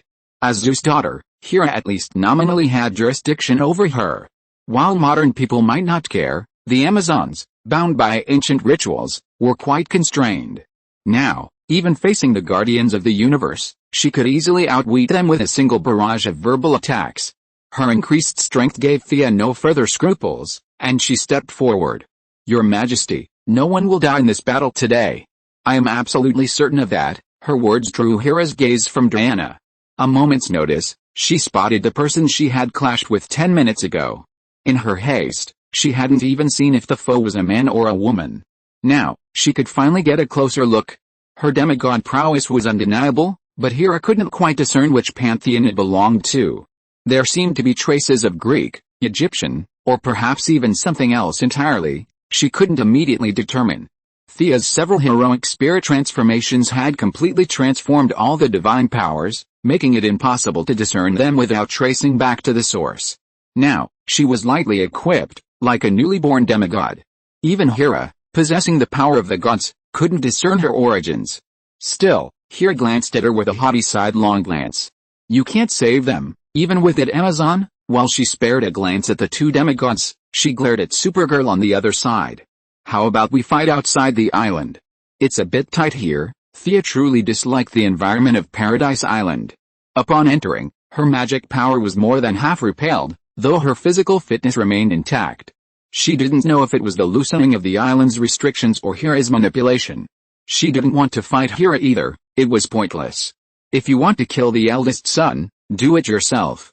Just don't involve Diana, and we can fight behind closed doors. However, the other party had no intention of letting things go. Hera sneered, pulled out a dark brown seal engraved with lightning, and crushed it with a malicious sneer. Thea, who could have been a great magician in ancient times, immediately noticed that the barrier that bound Paradise Island had broken down, and her supervision and magic powers had fully returned. Chapter 488 Supergirl vs. Apollo. A sharp, stabbing pain followed, but it faded as quickly as it came. Realizing something was amiss, Thea quickly stepped back and turned. She saw the Amazons, who had been carrying arrows and spears, sprawled on the ground. Hippolyta half knelt on the ground, and even Diana, her face etched with pain, struggled to hold on. This was a special countermeasure against the barrier and inhabitants of Paradise Island. Thea instantly understood that her earlier palpitations stemmed from her having lived on the island for 6 months. However, this magical surge was nothing to Thea, and she returned to normal in 2 breaths. Now, the only remaining combatants in good condition were Supergirl and herself. "How are you?" Thea didn't bother with the others on Paradise Island. She checked on Diana first. She tentatively cast a few healing spells, but they were ineffective. The enemy was targeting the entire island, and the closer one was to the island, the greater the damage. The female warriors fell unconscious. Antiope and Hippolyta were barely conscious, but they wouldn't be able to recover anytime soon. With Thea's continuous treatment and some of her willpower, Diana's condition stabilized slightly, though she still couldn't fight for long. "Rest first, leave this to me." With her magic fully restored, she wasn't shy about exchanging a few moves with Hera. Just as Thea was about to challenge her to a fight, Apollo stepped forward with unwavering pride and said, "Hera, you still love to use these little tricks. Are these mortals worth our time? Or are you on their level? Apollo, you must respect me. I am the queen of the gods." Hera roared in dissatisfaction, finding Apollo's words too harsh, but his voice was a little timid. Apollo snorted coldly, surveying his foes. Diana's pale face made him shake his head. He ignored Supergirl and the others, looking at Thea with a touch of curiosity. "You're quite capable. Are you up to me?" Thea didn't mind exchanging blows. She could absorb sunlight, to some extent, though not to the same degree as a Kryptonian. However, if she were to face Apollo, then Hera, skilled in magic, would naturally be left to Supergirl, which wasn't a good strategy. Thea sneered back, "Defeat my sister first, Kara. Teach her a lesson, huh?" Not only was Apollo surprised, but Supergirl herself was also a bit taken aback. That purple-skinned guy across from her looked so arrogant. Could she possibly stand up to him? "Don't worry, he's no match for you." Seeing Supergirl's bitter expression, Thea quickly encouraged her, then pushed her out without giving her time to react. Aside from the Parallax Monster's rampage in Seaside City and the giant axe-wielding man's attack, this was Supergirl's 3rd serious battle. She clenched her fists, her modest chest slightly curvier from deep breathing. After a period of diligent training with Fire, Supergirl's fighting skills had finally improved. She was no longer the standard peasant style of the L family. She adopted a balanced defensive and defensive stance, waiting for the enemy to strike first. "Haha." Supergirl's slightly nervous expression drew a sneer from Apollo, who pointed at her, "A child. They actually sent a child to fight me. Watch your attack intensity. I'll kill one mortal, and the rest will be mine. I'm going to deal with them," Hera said fiercely. Apollo shook his head, looking at Supergirl, whose eyes were wide with anxiety, with a hint of pity. What value did such an opponent have in proving his claim to the throne of the God King? Bored to the core. He'd expected a fierce battle on Paradise Island, but Hera's initial blow was enough to defeat him. Apollo was frustrated that he couldn't demonstrate his power as the sun god. He swung a scorching ball of light at Supergirl. Apollo didn't think any mortal could withstand his attack, so he walked back with apathy. However, after 2 steps, he noticed something unusual and stopped, then abruptly turned back. The smoke and dust cleared, revealing Supergirl still in her previous stance. Apollo's attack was swift and fierce, hitting her before she could react. However, the seemingly ferocious attack didn't hurt Supergirl. Not particularly sensitive to her own energy, she only vaguely felt she'd benefited. But how could that be? The purple-skinned creature before her was clearly attacking with incredible force, yet why hadn't it harmed her? Supergirl, with her limited combat experience, hadn't considered the sunlight issue. Superman or Fire would have understood immediately. She had little combat experience, while Apollo, on the other side, was experienced, though he knew nothing about Kryptonians. Seeing Supergirl's cautious guard, he, who considered himself quite intelligent, was truly confused. A seasoned warrior, he was certain he'd hit his opponent, but now, seeing her intact, it was clear he was right. What was going on? Unable to figure it out, he decided to strike again. This time, Apollo took it seriously. He bent slightly, his arms curved, as if gathering strength, then suddenly raised his right hand. A deep yellow energy beam, brimming with light and heat, blasted towards Supergirl with overwhelming force. This wasn't a surprise attack, and Supergirl had the foresight to react. Based on past combat experience, she should have retaliated with a heat ray or dodged. However, her combat instincts told her not to retaliate at all. She could just take it head-on. It was safe, harmless, and a boon to her health. Supergirl, always a simple soul, was bewildered, but relying on her instincts was a family tradition in the L family. Without a second thought, she closed her eyes and charged into the energy beam. With a loud thud, Apollo was completely stunned as he watched Supergirl, who, despite being slightly disheveled, was once again intact. He had anticipated several possible responses, such as dodging or counterattacking, all of which were not surprising. However, Supergirl's reaction truly surprised him. How did she handle it? After a moment's hesitation, she resorted to physical collision, leaving Apollo speechless. Thea burst out laughing at this, and Diana, also familiar with Kryptonian traits, smiled as well. By this point, she had realized that Supergirl's attack hadn't harmed her, but had instead replenished her energy. Supergirl was naive, not foolish. She also guessed that Supergirl's attacks were connected to the yellow sun. The energy from both attacks had been absorbed by Supergirl, and her energy had now increased by at least 10%. If this energy were exposed to the sun, it would take at least 6 months. Supergirl, always troubled by Superman's superiority, seemed to be gazing at the wonderful scene of her own lesson to her cousin and smiled with great joy. Chapter 489 Thea vs. Hera. What are you laughing at? The three of them jeered in quick succession, leaving Apollo's face dark. As a great general of the Greek pantheon, now the self-proclaimed heir to the God King, Apollo's hair stood on end. Energy surged within him, and golden flames erupted from his eyes, mouth, ears, and nose. Apollo's expression was utterly ferocious. This island had defied his authority, and he intended to sink Paradise Island. You wish. Thea flung a shadow bolt. The opponent, suffused with light energy, was momentarily delayed, effectively preventing him from launching his next attack. Hera's reaction was equally swift. She seemed to be in the lead, but her power was far inferior to Apollo's. Seeing Thea trying to stop her, she was determined to counter the shadow bolt with a water arrow.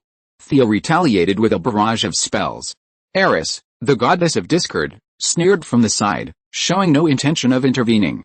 Hera could only brace herself. As Zeus's queen and nominal mother to most of the gods, she possessed profound magical proficiency. If it weren't for the significant loss of her magical power, Thea would have been no match for her.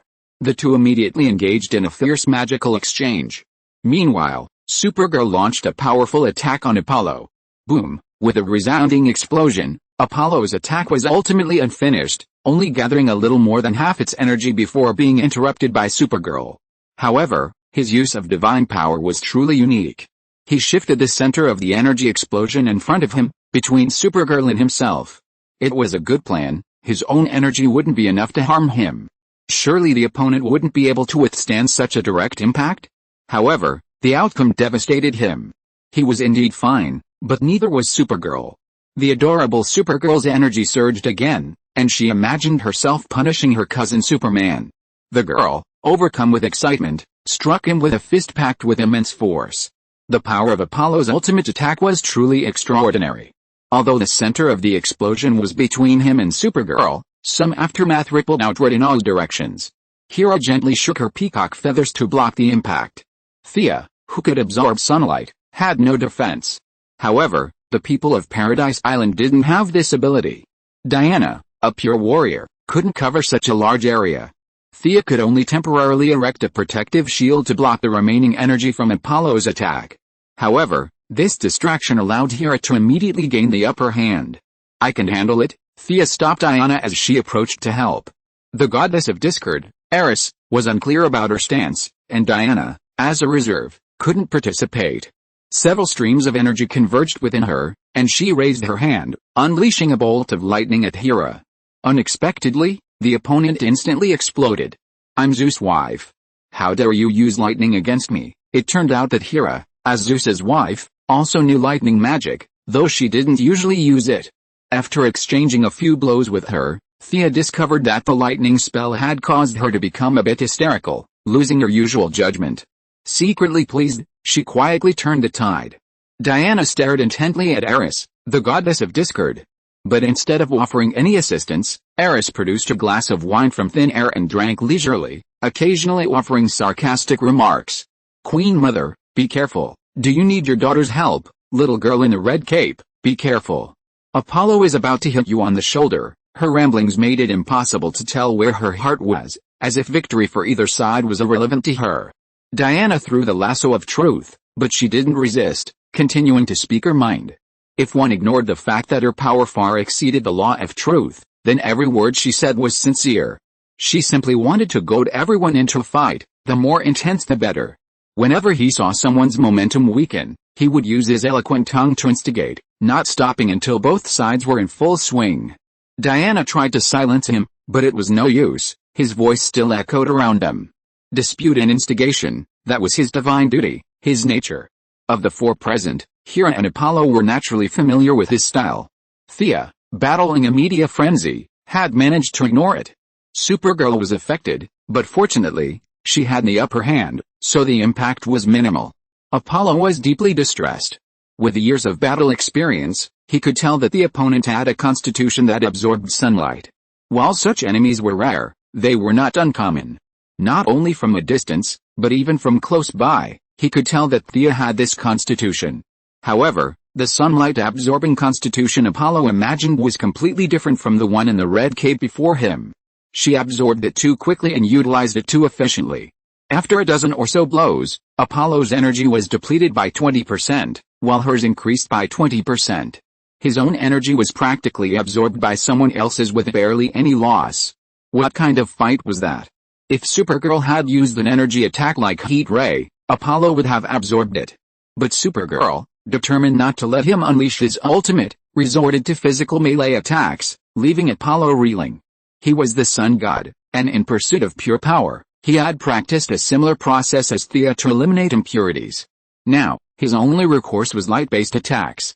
He couldn't win in melee, his energy attacks were absorbed, and Eris's occasional trash talk had Apollo pounding his head against the wall. He wanted to switch opponents with Hera, but he saw Thea's physique, which only allowed her to absorb a portion of the light. By increasing his energy output, he was sure to injure her. While the fight would be exhausting, at least he could still land a few hits. Supergirl before him had completely rendered him powerless, and Apollo gave Hera an anxious look. Then he despaired. Hera, simmering with jealousy, was thinking of something. She was already exchanging lightning spells with Thea. Forget winking, even if Apollo died before her eyes, she wouldn't even glance. Stupid teammates, Apollo didn't know the term, but it meant the same thing. While it might undermine his dignity as the sun god, he could make a strategic shift today. Apollo's only thought was whether to drag these two clueless women along with him or run off alone. However, running wasn't going to be easy. Diana had already seen through the battlefield. There was no need to worry about Thea and Hera for the time being. At their current level, the outcome wouldn't be decided for 3 or 4 days. She swooped in from the side and intercepted Apollo's escape. Supergirl's combat experience was mediocre, while Diana was battle-hardened. Supergirl was absorbing most of the damage, and even with her injuries still fresh, she stabbed him in the back. It was basically a defensive warrior throwing away his shield to become a rogue. Hermes, arriving late with Zora, saw this stalemate. Chapter 490 God Queen Hera. Thea and Hera's magical clash created a dazzling display of sound and light, plowing the entire ground with their magic. Zora's mouth dropped open. Was she dreaming? Having never lived in Metropolis, Zora even doubted the reality of Superman. Could these two women, wielding lightning, ice, and fire, truly exist? She felt that tonight's experience had been nothing more than a fantasy, a mild nightmare. These people had inexplicably dragged her here, primarily because this was her dream, and so she was there. Zora's thoughts wandered, but Hermes ignored her. As long as she was alive, she was content. The plan had changed so much that his original hope of using Zora and Diana as a friend had vanished. He turned his head and nearly popped his eyes out as he saw Supergirl and Diana pinning Apollo to the ground, beating him like a dead dog. Was this the sun god, who had fought for tens of thousands of years and now aspired to inherit the throne of the gods? Hermes' strength had declined drastically, but his vision remained. He could see Diana was injured, not even using 50% of her true strength. It was the girl in the red cape who had beaten Apollo so badly. Was she truly an ordinary person these days? Her speed was so fast that even he himself was trembling, not to mention her strength. Just look at how she pummeled Apollo, leaving him clutching his head. Was this childish-looking girl planning to kill the gods? Then, claiming her own title as the god of speed and ascending directly to the throne of the god king? Hermes was consumed by the thought. Just then, Supergirl delivered a powerful punch to Apollo's chest, sending him spewing a mouthful of golden blood. Thea, currently engaged in a duel with Hera, was momentarily drawn to her. Divine blood wasn't easy to come by, and while it wouldn't be of much use to her, it might have some effect on the people at home. Apollo's divine blood captivated Thea, and naturally, Hermes in the sky, the sun god, unscathed for millennia, had now been wounded by humans. This would fill hundreds of words in Homer's epics. The audience was sparse, but everyone except Supergirl knew the truth. Apollo was doomed. Hermes felt a twinge of frustration. Apollo had been spreading rumors that Zeus's eldest son would kill one of them and ascend the throne of the gods. Now there was no sign of the eldest son, and this rumor-monger was about to die. Hermes pondered the matter and decided to overturn his original plan. If soft tactics didn't work, he'd have to resort to hard tactics. He only had one chance to use his ultimate weapon, so who should he give it to? Diana certainly wouldn't do, she was needed later. Supergirl wasn't necessary either, she was just an ordinary person. The only other option was, of course, Thea. Hermes had no good feelings towards this unexpected intruder, and since she'd also summoned Supergirl, who was trying to kill Apollo, Hermes made up his mind. He glanced with regret at Hera, entangled with Thea, and sneered inwardly. You two can have your fun. He pulled a feather from the void, a backup plan from his heyday. Its power represented the pinnacle of his speed and the god of thieves. He pinched the feather between two fingers of his right hand, and, choosing the perfect moment, flung it towards the center of the clash between Thea and Hera. It was a reverse teleportation array, its principle simple: the feathers planted in the ground would shift the ground and the underworld, allowing those on the ground to naturally enter the underworld. Hermes had originally intended to displace Thea alone, but recalling Hades's instructions, he felt no compunction in including Hera. His actions would undoubtedly render his previous disguise useless. He no longer hesitated, seizing Zora, who still wanted to watch the show, and instantly teleported away with his staff. His feather, light as a gust of wind, pierced the battlefield between Thea and Hera. Since it wasn't aimed at the two of them, but at the ground, neither of them sensed it. As the teleportation began, Thea was startled. What the hell? Hermes, how dare you? Hera shouted fiercely, but the teleportation was so fast that both of them were a step too late. The land within 100 meters, along with them, was instantly displaced to the other side. Thea only heard Diana's cry before the teleportation began. Seeing Hera wrapped herself tightly in her peacock cloak, Thea also took out her lantern ring, materialized her large house, and crawled inside. This was the first time Hera had seen such a strange method. He hesitated for a moment, then wrapped herself in her cloak and squatted on the ground. Her appearance was far from graceful. Seeing that Thea had left the door open, he also shyly crawled in. What kind of method is this, Hermes? Thea asked while maintaining her materialization to resist the turbulence of time and space. Although the two had been fighting fiercely 10 seconds ago, the eldest lady was very practical and immediately began to make friends. Hera, ever so pompous, said proudly, that thief knows how to teleport with just two hands. He's used this trick before. It should be the underworld. The underworld? Hades' place. Hera's face darkened as she nodded, examining the golden materialized HUD again. It wasn't magic, but what was it? She asked sheepishly. How long can this thing last? Thea smiled. Her lantern ring could now amplify emotions 200-fold, and it controlled the total energy source of the yellow light. As long as fear remained in the universe, she could maintain this low-intensity consumption. But there was no need to tell Hera the truth. She evaded the question, saying, it should last a while. You look so bad. Do you have a long-cherished wish with Hades? Thea resorted to her old mature charm, putting on a humble attitude and slowly coaxing questions. Hera didn't think her opponent from 10 seconds ago was quite so formidable. Crucially, Hera realized that Thea and Zeus weren't related, at least not by blood, which softened Hera's stance considerably.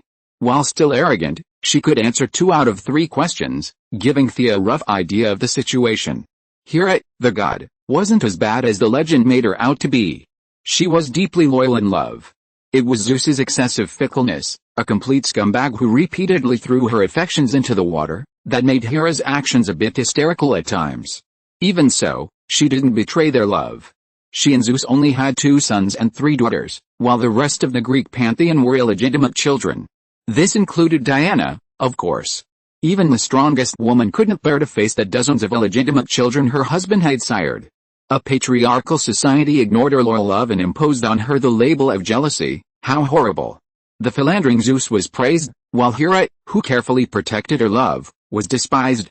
The proudy was unwilling to explain, and the situation became even more serious in the modern era.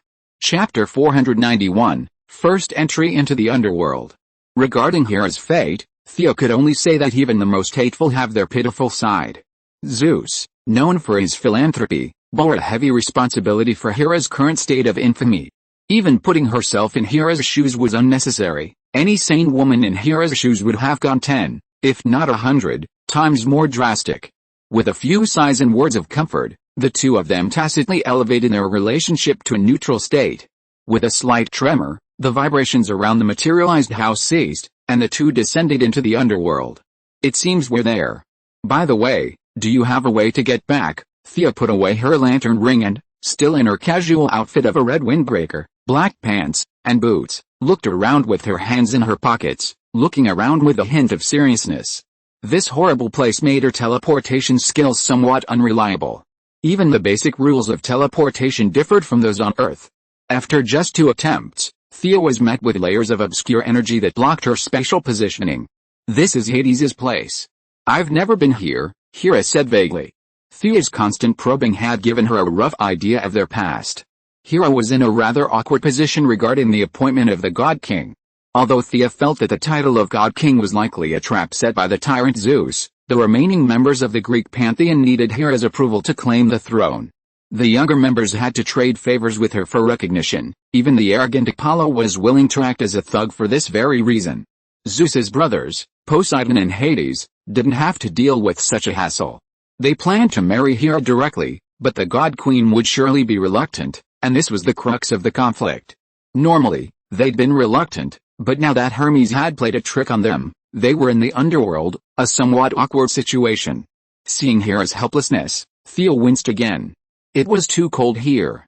The sky was gray, the ground was gray, and the air was chilling. This wasn't the kind of freezing temperatures you'd find in a natural environment. It was literally cold, a disregard for all life. There were ways to get back. At least Zeus's lightning bolt would surely allow them to return. Time travel was possible, and the small spatial barrier before them was no problem. However, considering Hera's feelings, she decided to use another method. That was a drastic approach.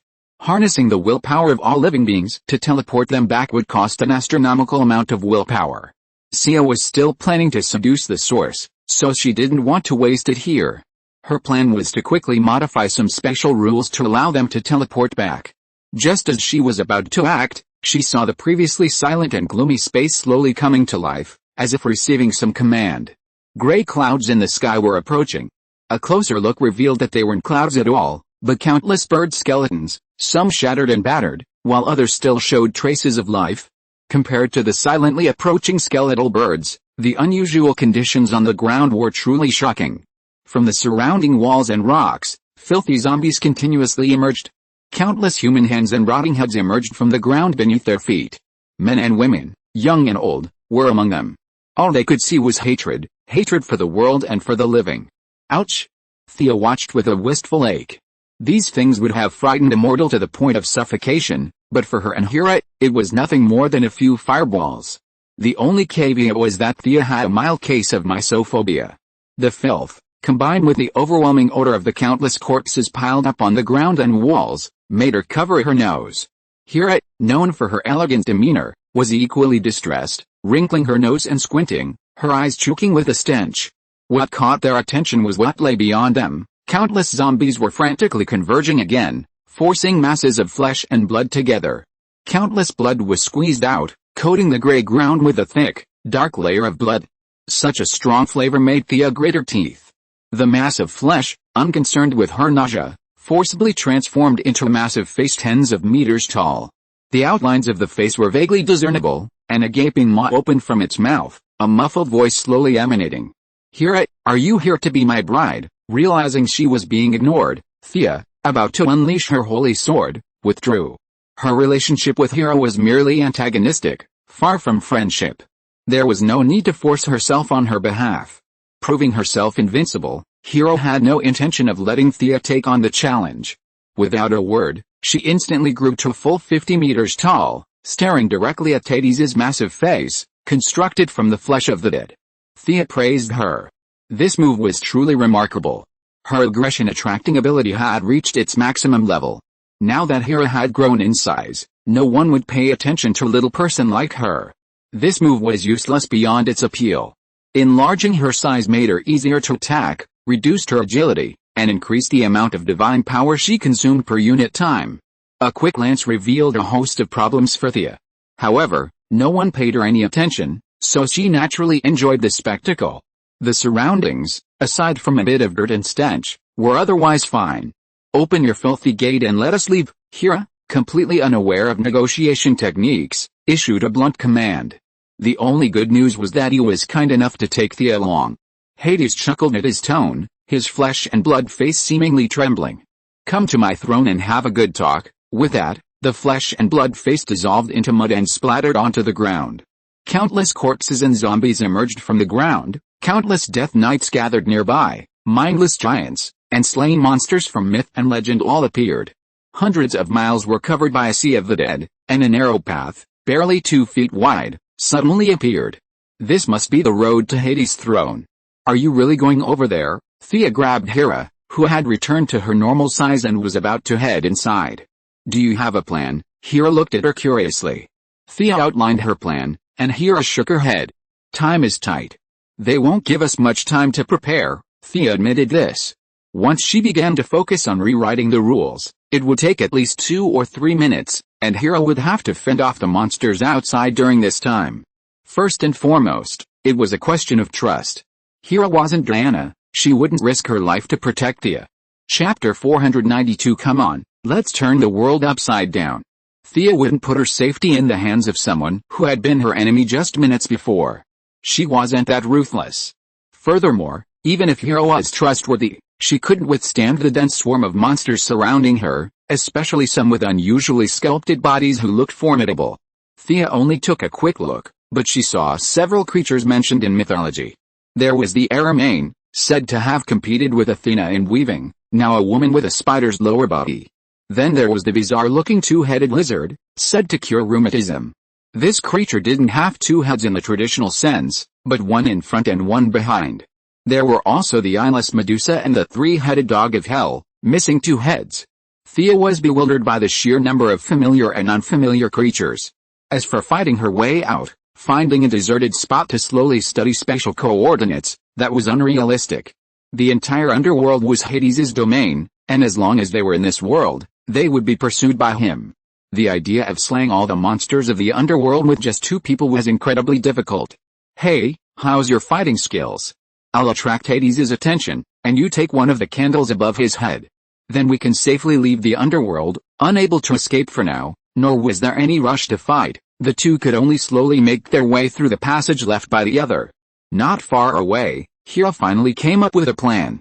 Thea couldn't boast, claiming she was one of the best martial artists of the modern era, skilled in both magic and martial arts, and vaguely hinted that she was capable. As for how to use Hades' candles, whether to open a gate or create a teleportation point somewhere, Hera had no idea.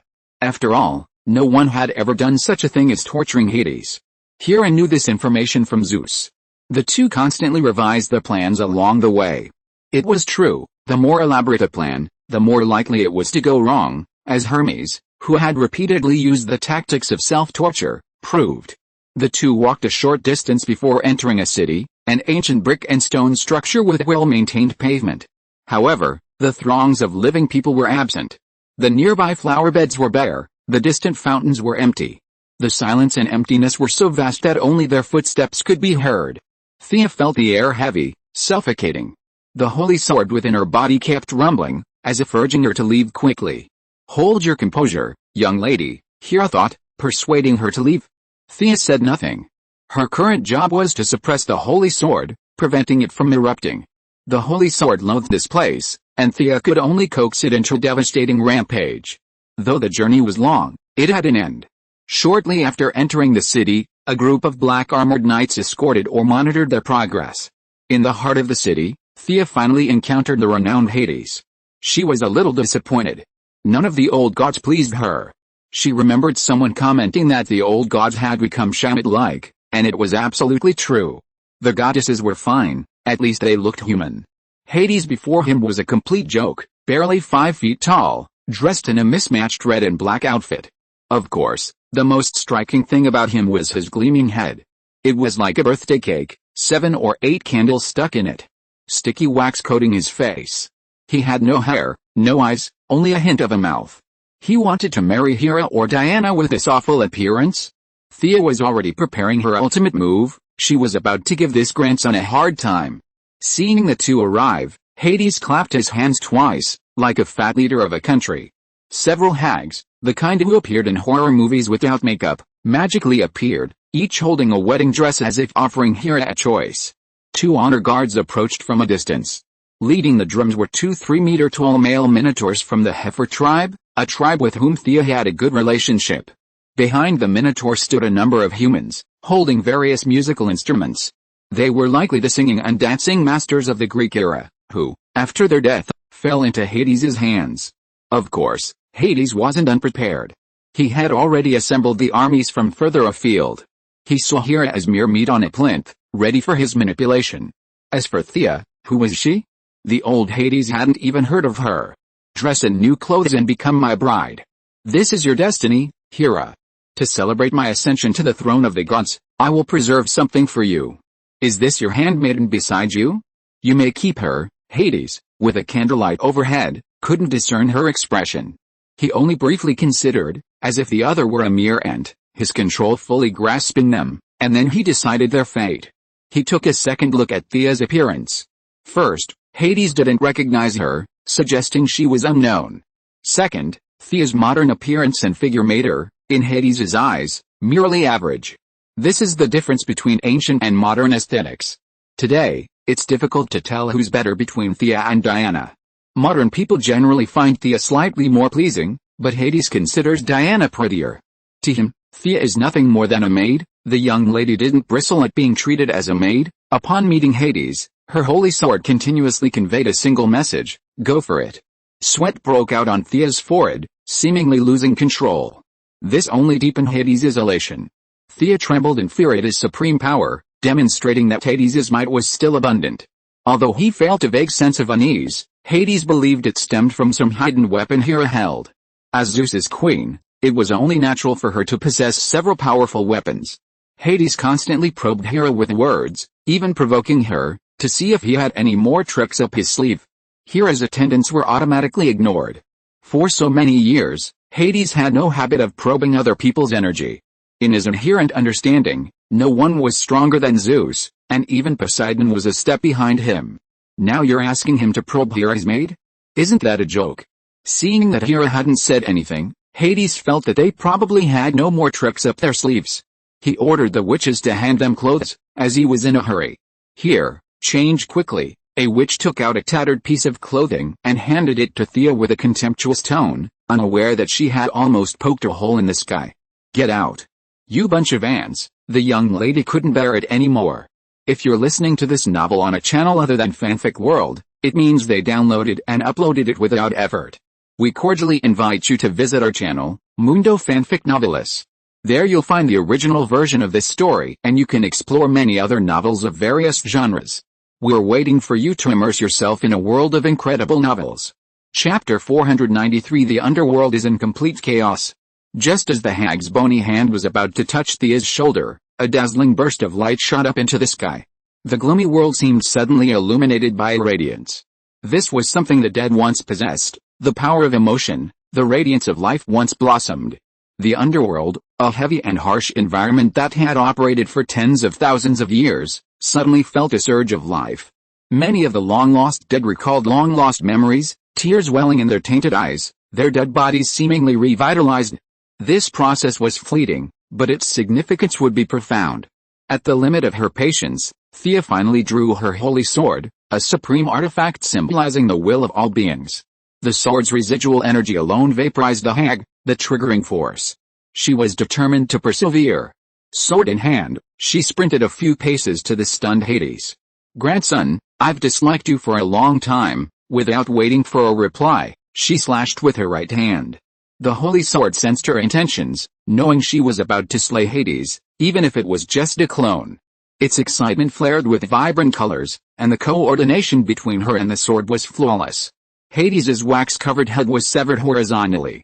Hades wasn't supposed to be so incompetent. A fair fight between the two was hard to predict. However, his attention was drawn to the turmoil in the underworld. He paid no attention to the countless walking corpses, but the remains of the powerful he had painstakingly collected showed signs of losing control. Like Alamane, a master of weaving webs, she slipped out of Hades's control the moment her consciousness returned.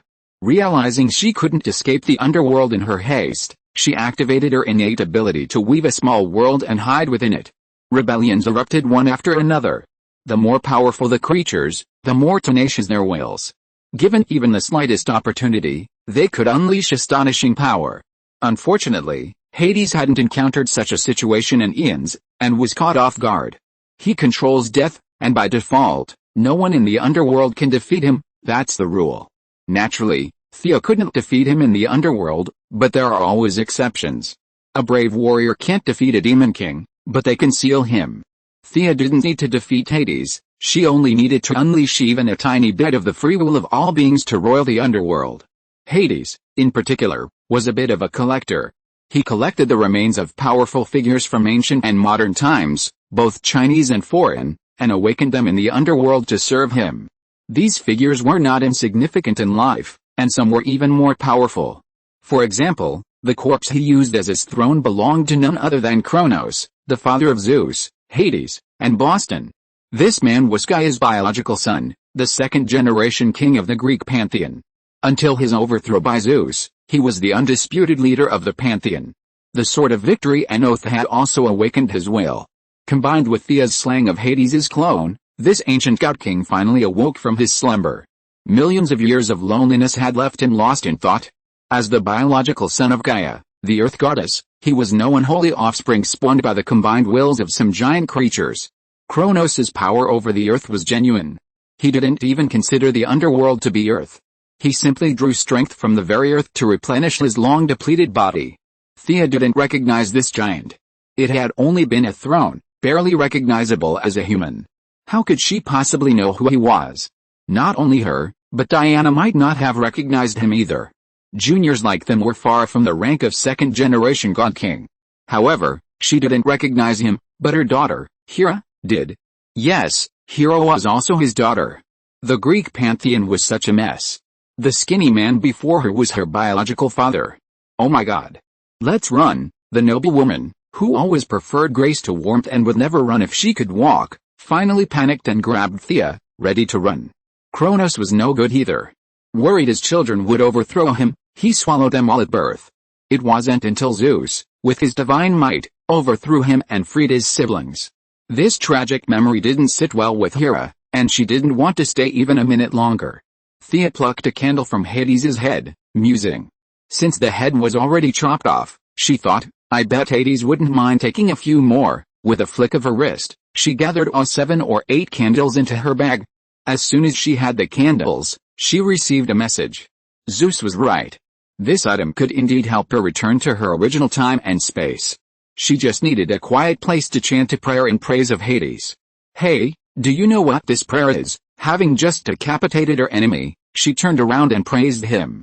It was a simple feat for a young lady, but Hera wasn't so shameless and gave Thea a strange look. No need for a prayer. With the candles, we can return directly to my Mount Olympus. She feared Thea would overthink things. Then you can go back on your own. Mount Olympus was fine, it was better than this. Countless undead creatures rushed towards the two. Hades returned, his blood-red face once again covering the sky. He was now speechless with rage. He also understood the characteristics of his candles. While controlling the less intelligent corpses to attack the two, giving them no chance to breathe. He also began to suppress the egos of the powerful. Had the numbers been smaller, perhaps he would have succeeded. After all, he still controlled the priesthood of death. Unfortunately, the enemy was too numerous to control.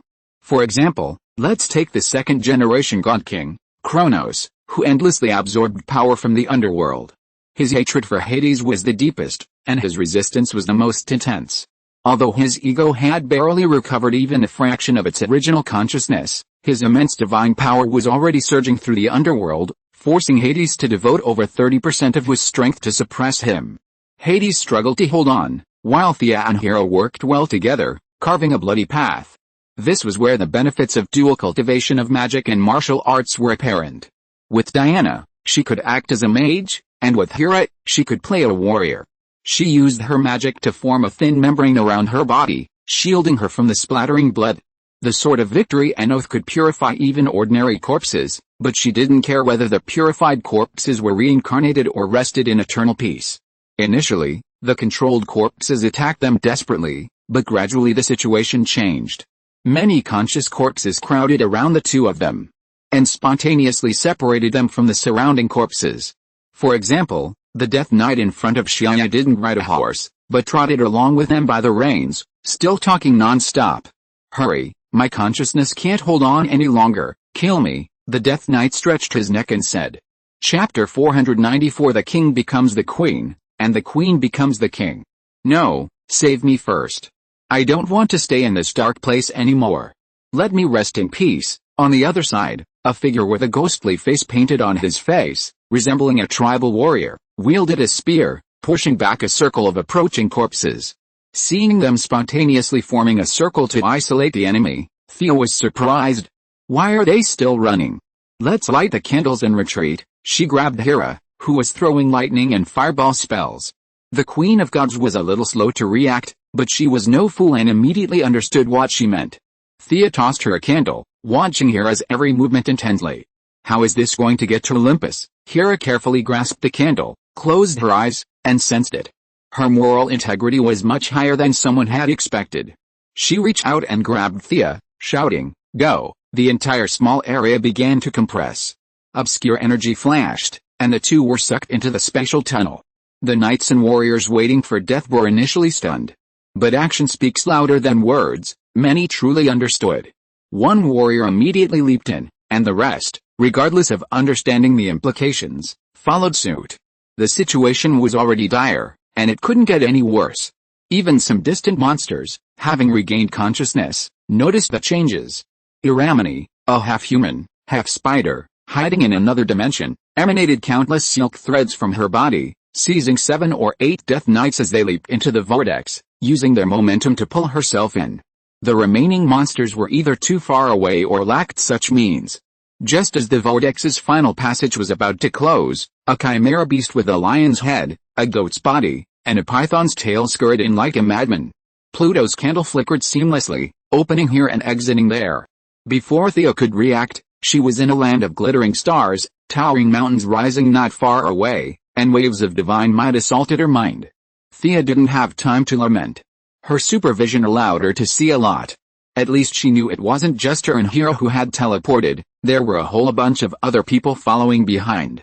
Pulling Hera, who was always slow to react, out of the way, she saw a swarm of people tumbling out of the passage, knights in black helmets and armor, tribal warriors with garbled facial patterns, and finally, Alamane and the Chimera, falling out of the passage. "I'm alive, haha, I feel the wind again," the dead rejoiced. This outcome was a far better outcome than the eternal slumber they had envisioned. After all, a good death was better than a bad life. Many of them shed their blackened armor, only to see their once rotting bodies regain their vitality, their strong, powerful hearts beating again. By chance, they had crossed the gate of life and death, slipped through a loophole, and returned to the realm of the living. Mount Olympus, once barren and deserted, was greeted with unprecedented cheers. "How dare you be so presumptuous?" Hera raged. This was Mount Olympus, Zeus's long absence. This was his domain. How could he allow a few barbarians to roar here? Just as she was about to yell, Thea stopped her, whispering, "Your Majesty, listen to me." Hera couldn't ignore Thea's opinion now. The mighty power of the Holy Sword had frightened her. The queen hadn't expected this ultimate Celtic weapon to still exist. After all, they had fought together, and there had been no conflict of principle. She wanted to hear what Thea had to say. But Thea didn't address the resurrected men before her. Instead, she spoke of a more fundamental issue. Actually, I think you can inherit the throne of the God King. Are you crazy? Of course not. You're Zeus' closest friend, so why can't you inherit the throne? Why should it be passed on to Apollo and the others? Thea had been pondering this so-called God King position. It was a huge trap set by Zeus, even more ruthless than the ancient two peaches kill three warriors. Diana of the original time and space was alone and powerless. She devised a plan: escalate the war, dragging both Poseidon and Hades into the vortex, attempting to fish in troubled waters. Her bait was Hera. She claimed that Poseidon was hers by day and Hades by night. Diana appeared righteous, but she was actually quite cunning. There was no need for such trouble now. Poseidon didn't know, but Hades was deeply offended. To prevent retaliation from him, Thea's plan was to establish Hera. On the one hand, she could resist the huge pit of the God King throne. Then, as for Apollo and the eldest son, that would be Hera's business. Even if Zeus found out later, she wouldn't mind. On the other hand, if Hera inherited the throne, she would undoubtedly need support. As long as Hippolyta was a political figure, she would surely sacrifice some of her dignity to ease the fundamental conflict between the two.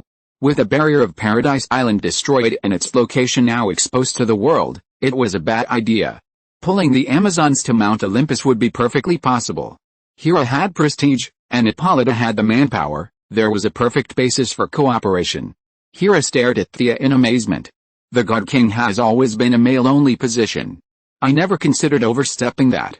Your words are terrifying. That's all in the past. Gender equality is now universal.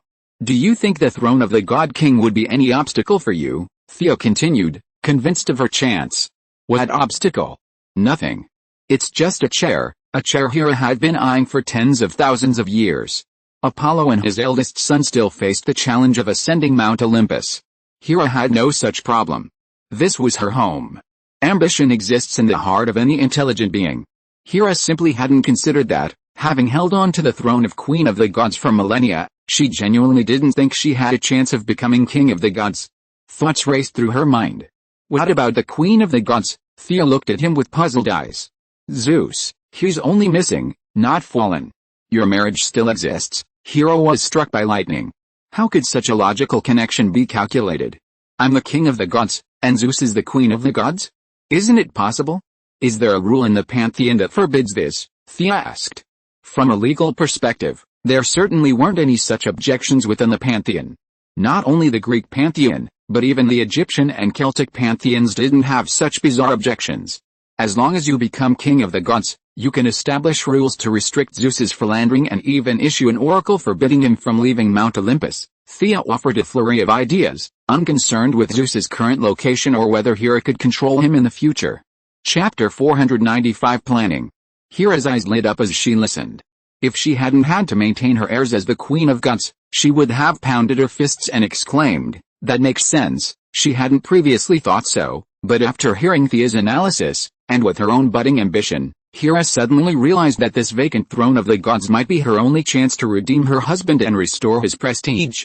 You are truly wise, perhaps even as wise as Athena. What's your name? Hera asked seriously. In modern society, socializing requires first stating one's name before moving on to conversation. However, after interacting with these gods for so long, Thea had learned a few things. Mortal life is too short. Even a demigod only lives longer in the presence of the immortal gods, not worth the bother of remembering their names. Simply leaving a name behind marked a special mark on the immortal being, a matter of great importance to the gods themselves. The young lady stood up straight and, in perfect Greek etiquette, gave her name, Thea Quinn. Hera nodded silently. Her wisdom was not low, or perhaps it was that after so many years of living, few of the gods were truly foolish. Considering the past and present, she could guess that Thea intended for her to serve as Hades' shield. Kronos' era was over, after all. No matter how glorious he had been in life, he was dead. Hades could quell the unrest in the underworld with just a little time. Given Hades' unwavering resentment, his next move would surely not be to offer an apology. However, Hera wasn't afraid of Hades, especially the way he treated her as a trophy. If it meant teaching her brother a lesson, the Queen of the Gods wouldn't mind a little use from Thea. Since they were fighting Hades, these resurrected beings were his loyal minions. Only Mount Olympus, only the King of the Gods, would protect them, even in death. Hera knew she couldn't take this step back. Thea didn't interrupt, waiting for her to strengthen her resolve. Finally, Hera stepped out, standing before the still cheerful crowd, imposing herself as the Queen of the Gods. A quiet huddle settled in. The following events were uneventful. Those who had escaped were the elite of their respective eras, possessing a remarkable intelligence. Realizing Hades' vengeance, they instantly clung to Hera's support, vowing to live and die with Mount Olympus. She had recruited thugs, but many were overbuilt and bulky, hardly to Hera's taste. Furthermore, with the gods in attendance to witness her coronation as the God King, she needed a supportive team, and these guys weren't up to the task. At the crucial moment, Thea stepped in to help her solve the problem, the supposed surrender of the Amazons. "Oh, you've gone through all this trouble just for this," Hera drew out her words, finally understanding Thea's true purpose. Thea simply chuckled and didn't elaborate. "Yes, as long as the Amazons surrender to me, I'll accept." It wasn't Hera's generosity. The point was that Zeus had so many mistresses that if the Queen of the Gods had taken them all personally, she would have been utterly enraged. Her original purpose was to defeat each one she saw, and the success of her attacks could be summed up with a simple haha. Sparing Hippolyta alone among the hundreds of mistresses wasn't a big deal. Hera had it in her head, as long as she submitted and let her vent her anger, the matter would be over. Thea was also concerned about the different speeds of time flowing between the two realms. On the one hand, she feared Diana would worry, and on the other, exposing Theologia to the world would cause trouble. She inquired about the coordinates of the so-called human realm and hurriedly bid Hera farewell, rushing back to Theologia. Neither of them mentioned Hermes, the culprit. Everything was self-evident. Next time, no matter who it was, she'd just kill him without further ado. A flash of white light passed, and Thea surveyed her surroundings. She was back on Theologia. The island's forbidden magic field had vanished, making it much easier for her to locate someone. She hurriedly spotted Diana flying by.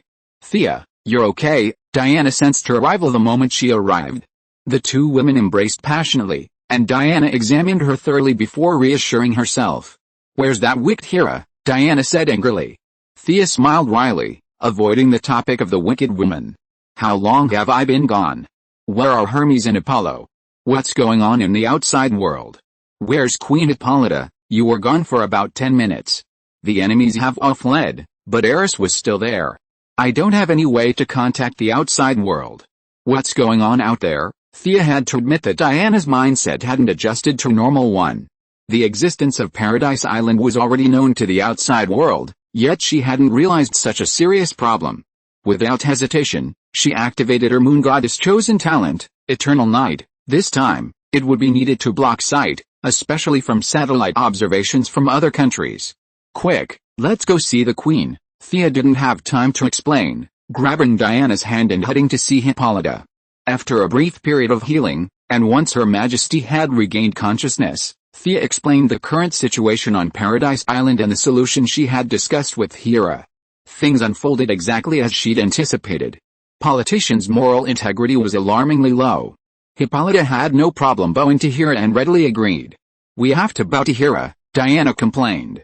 However, Hippolyta and Thea agreed. It was a good idea, tantamount to the Amazons returning to the Greek pantheon.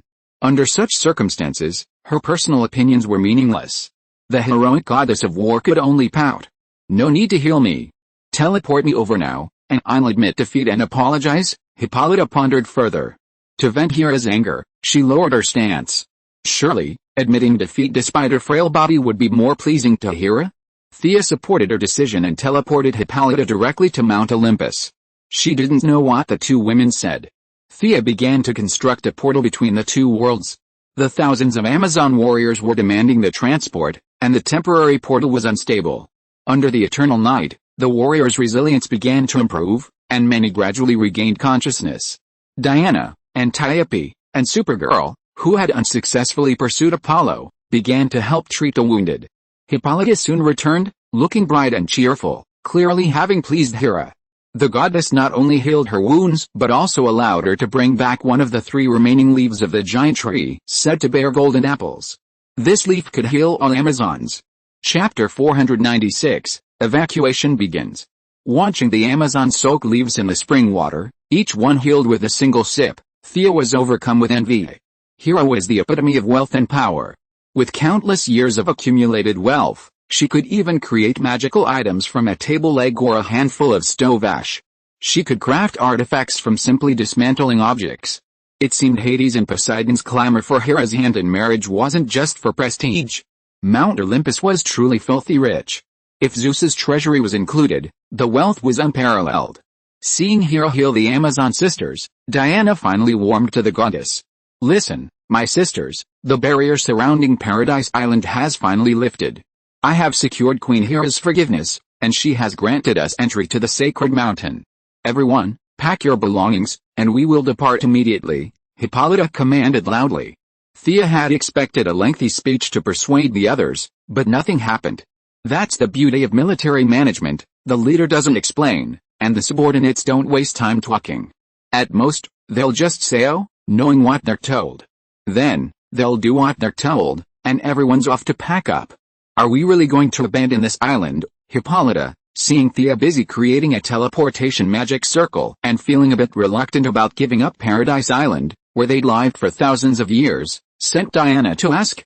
Thea could only honestly answer her lover's question, send them away first. As for this island, Diana looked at her expectantly. Thea paused. We can't go to war with a human government over this island, right? Diana nodded. She wasn't about to storm into the White House with a Vulcan sword and unleash her unstoppable power just to preserve some memories. She wouldn't do that. Secondly, the territories of the world's nations have already been fixed. Now a large island has suddenly appeared in the Mediterranean. What will the European nations do? What if the United States wants to build a military base here?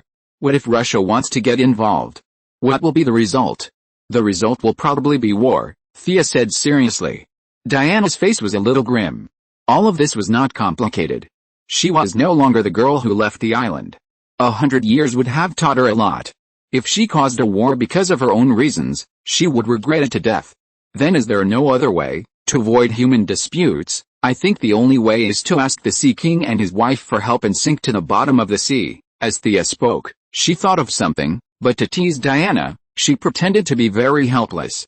The goddess of war finally gritted her teeth and said, then sink to the bottom of the sea. Xia felt that it was about right, so she continued, magic is definitely not an option. Not to mention me, even for a great wizard from ancient times, such a large island cannot be moved without the assistance of hundreds of official wizards and several consecutive months of work.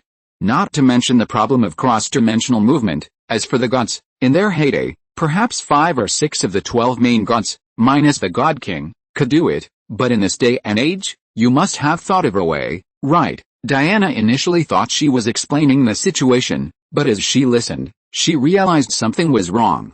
She suddenly realized that her lover had a way to solve this problem that even the gods could not solve. For problems that magic can't solve, we still have science. Xia raised a finger and said proudly. I'll agree to any offer you make. Just tell me. Diana glanced around, finding no one paying attention. She whispered something in a cryptic language only the two of them could understand. Atomize it. Shrink the entire island. If Metropolis could be shrunk into a glass dome, Paradise Island could be too. Just put it wherever you want. Thea frankly revealed the answer. Diana's rosy lips opened wide, her bright red tongue barely visible as she let out a muffled ah. She hadn't expected such a simple solution. The answer was so simple that she wanted to beat Thea up. It's so easy. What are you talking about? Aquaman, the Archmage, the gods, you're talking nonsense.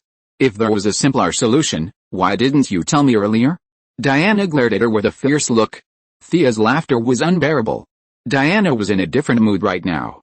If it weren't for the wrong timing, she would have done something. Suppressing her evil thoughts, she had to get back to setting up the teleportation array. Atomization can shrink people, but no one can say for sure whether this scientific method will cause other changes during the transmission process. Thea wouldn't rashly gamble with human lives. As long as the person is safe, everything else is easy. Diana shared the results with Hippolyta. The Queen was shocked to hear the technology had advanced to this level outside. She hadn't realized it was just some kind of advanced technology, but she had assumed it was commonplace. This further solidified her resolve to reach Olympus. Earth was too dangerous. Although the black fog blanketed the island, obscuring satellite detection, such attempts to conceal the truth were difficult to judge. Nearby nations had noticed the fog and began sending ships to search. Hippolyta, no pushover, pulled out 3 or 4 magical items to buy time. Some summoned dolphins, others manifested sirens, and several search ships were unknowingly diverted. Half an hour later, the permanent portal between the two worlds was completed.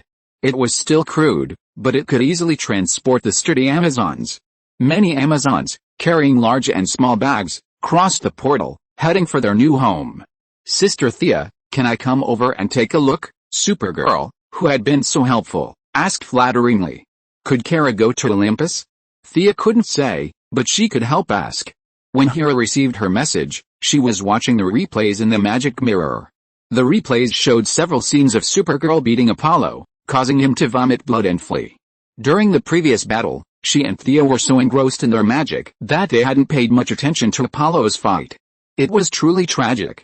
In Hera's distant memory, the last person to injure Apollo was Ra, the Egyptian god king. Now that Hera was aiming to inherit the throne, he was naturally in competition with the ambitious Apollo. When Thea announced that Supergirl was coming to visit, Hera agreed without hesitation. As the crowd moved in and out, Thea joined the ranks of those trying to stop the outsiders. For a great magician like her to focus solely on stopping ordinary people, it was a piece of cake. With her supervision, she found the target and cast a remote anti-speech spell. She wasn't idle during the break either. Atomization still required manual planning and even some calculations. The sudden disappearance of the island would definitely have some impact on the surrounding coastline. So, Thea contacted Mara, who was skilled in water control. Chapter 497, Divine Armor. The Aquaman couple owed her and Diana a great debt, so upon hearing they needed her help, they arrived quickly. Crete will be hardest hit, followed by Egypt's ports and Cyprus. That's where I need your help. Thea showed them her calculations. Paradise Island is a magical island that often slowly drifts in the nearby seas. If it suddenly vanished, the water would undoubtedly impact the surrounding coastal areas. When told they simply needed to calm the water, they both agreed it was easy, something that could be easily accomplished with either Aquaman's trident or Mara's water control. Only after the Amazons had completely withdrawn did Thea begin setting up the atomization equipment. Brainiac's device was so advanced that even she, not to mention an Earth scientist, couldn't fathom its workings. However, Thea wasn't a pure scientist, so she simply scanned the image and copied a ray gun-like device. The exact composition of the ray particles was difficult to estimate, so she used the Atom's technology again, deploying 5 ray points directly above the island. Only after Hippolyta and Antiope left the island and entered Mount Olympus did she and Diana ascend. She signaled the Aquaman couple to prepare, and Thea began operating the atomization device at low power. Watching the island slowly shrink, Diana, witnessing this advanced technology for the first time, marveled at it. This was something even the gods could not easily achieve. Upon receiving word from the Aquaman couple that the sea was stable, Thea began increasing the radiation output. 5 minutes later, the entire Paradise Island had shrunk to the size of a birthday cake and was handed over to Diana. She could place it wherever she wanted, even in her bedroom for a more interesting look. After putting away the atomization device and thanking the Aquaman couple for their assistance, Thea took Diana and left the scene. Thea could see that Diana didn't want to place Paradise Island in Hera's place, but she didn't force it. She said she could slowly construct a large-scale magical barrier later when she had time and return it to its original location. Magic could accomplish such things, it just took more effort and time. Back at his alien supervisory committee, he made a brief appearance, dispatching numerous personnel to investigate the so-called Eastern Mediterranean mist incident in a scramble for cover, then whisked Diana off to Mount Olympus. The drama was about to begin, and it would be a shame not to see it. Did you do something? Why do I feel like the urgency in my heart has disappeared? Diana, feeling a sense of calm she hadn't felt in a long time on her first trip to Olympus, asked. That's right. Thea felt that it was probably Hera's heroic act, shouldering so much of Diana's burden, that Wonder Woman went from a key protagonist to a somewhat dispensable supporting role in the ensuing events. As a pinnacle demigod, She was bound to have some inexplicable premonitions. Haha, isn't that a good thing? Let's go meet Hera first. She's not a bad person, after all. Submission to the Queen of the Gods wasn't something to be ashamed of, and Diana, a member of the Pantheon, naturally wouldn't act like a childish person and lash out at Hera. While their meeting wasn't exactly intimate, they didn't fight. Mount Olympus, which had been silent for millennia, was bustling with activity today.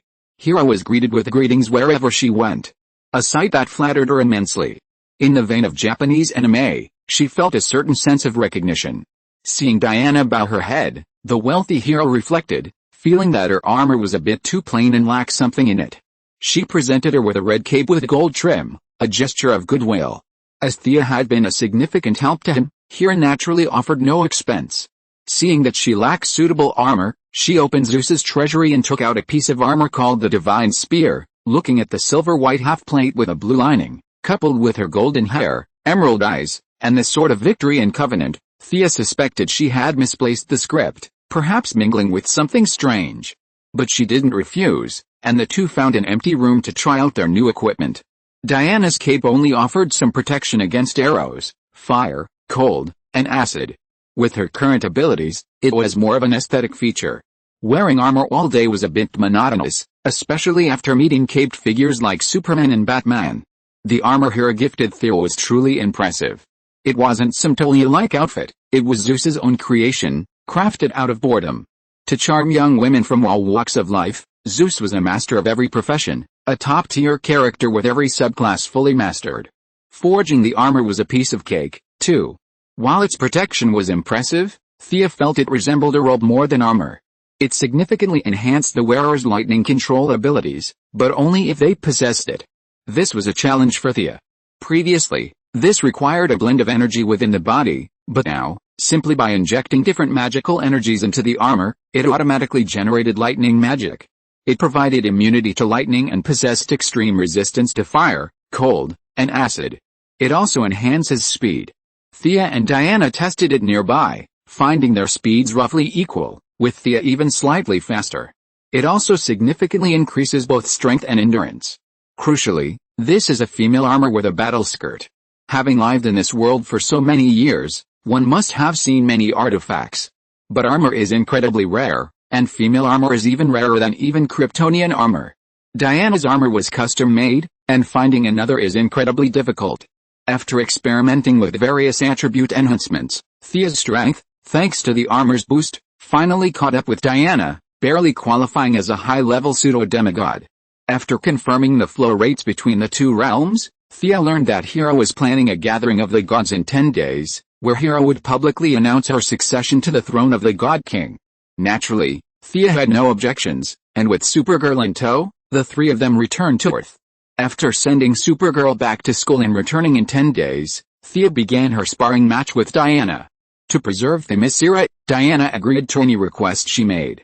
Reluctantly, she was unlocked to many positions, and the two, feeling relieved, spent several days happily enjoying themselves. As for Zora, who had been kidnapped by Hermes, Diana simply gave it a thought and put it aside. She would have taken care of the situation if it had come to her, but Hermes was now somewhere unknown, and she couldn't intervene even if she wanted to. Diana, who had been with Thea for so many years, was much more realistic than in her original time and space. She could only be considered an acquaintance with Zora, not even a friend. She couldn't bring herself to search for her across the mountains and plains. Chapter 498 regarding Louise's safety. 10 days might have been short, but Thea still managed to accomplish something significant. She gathered a few key figures for a meeting in the Batcave. With Thea and Diana, along with Superman, Martian Manhunter, and Batman, this loose group now resembled something reminiscent of the Justice League. Let's call it Justice League 0.1. I've called you all here today for a reason, Thea said, cutting to the point without further ado. Considering the pressures and dangers of reality, I intend to strengthen Lois Lane. Her shocking words nearly made Superman, who was sipping water nearby, bite his tongue. Why do you want to do this? Batman, having investigated Superman's entire ancestry, naturally knew about Lois. He simply wanted to know Thea's motive. And was that even necessary? Lois Lane's death had directly triggered the Injustice God Among Us plot, and her influence on Superman was immense. Initially, Thea hadn't taken it seriously, but on Mount Olympus, she finally realized how rare the artifacts that could bring back the dead were. Even Hera possessed only one or two. Considering their troubled relationship with Hades, dying now would be a real hassle. God knows how the Court of Owls managed to revive Yago Faye. Over the years, they've repeated hundreds of experiments using the same protocol, but sadly, none have been successful. Furthermore, without the Lazarus pool, even a vegetative state would be difficult to regain. And Lois Lane, with her suicidal nature, wandered into dangerous places without any protection. Who knows, she might die one day when God isn't paying attention. This led to Thea's proposal today. You ask me why, Thea answered Batman's question, unconcerned with Superman's presence. Pointing at him, she said, I'm worried about him. If Lois dies, his inner limits might no longer hold him back. What then? Do we really have to use kryptonite against a noble friend? Batman scowled and said nothing. In reality, that was exactly what he was thinking. He just didn't need to say it out loud. Superman was equally eclipsed. He didn't know what he would do if the situation really came to pass. How are you going to enhance her? Martian Manhunter naturally knew Lois Lane, but he simply didn't want to get involved when it came to Superman's past. There are only a few ways to enhance her: genetics, magic, and equipment. You've misunderstood. I just want Lois to be able to protect herself, not become a superhero. What a joke. Wouldn't it be even more dangerous for Lois to become a hero? She's jumping on this without the ability, but if she did, wouldn't she be interviewing Darkseid?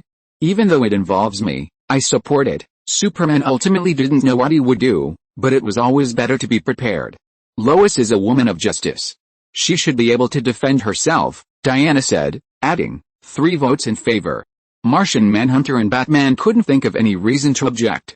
Lois was a righteous person, there was no doubt about that. Batman, paranoid to the point of cancer, was also convinced. How could they strengthen her? Thea looked at Batman, who waved his hand. My martial arts aren't suitable for her. Actually, I'm suggesting Batgirl or Black Canary train her. Not super powerful, but at least able to hold her back a bit. Also, Thea tossed Superman a teleportation gem. I made this gem, and it's set to Supergirl's apartment. Lois's defenses are too weak. So I thought we could combine our efforts to build her a suit of armor. The idea of combining everyone's strength to create armor naturally came from the Hellbat armor, but since Lois wouldn't need to fight her way to Apocalypse, it didn't need to be that powerful. Superman was convinced it was a good idea, and they each split up to work on it. Superman was tasked with measuring the body and crafting the outer shell on a star. Diana performed the final enchantment, Batman installed the various electronic components, and Martian Manhunter installed the anti-mind control module on the helmet. Finally, Thea atomized the armor for portability. To prevent the reporter from straying further into her mortal coils, the 5 experts, including Superman, tacitly agreed not to implement any weapon systems. The armor had 0 attack power, but full defense and speed, presumably providing some safety, provided Lois wasn't completely suicidal.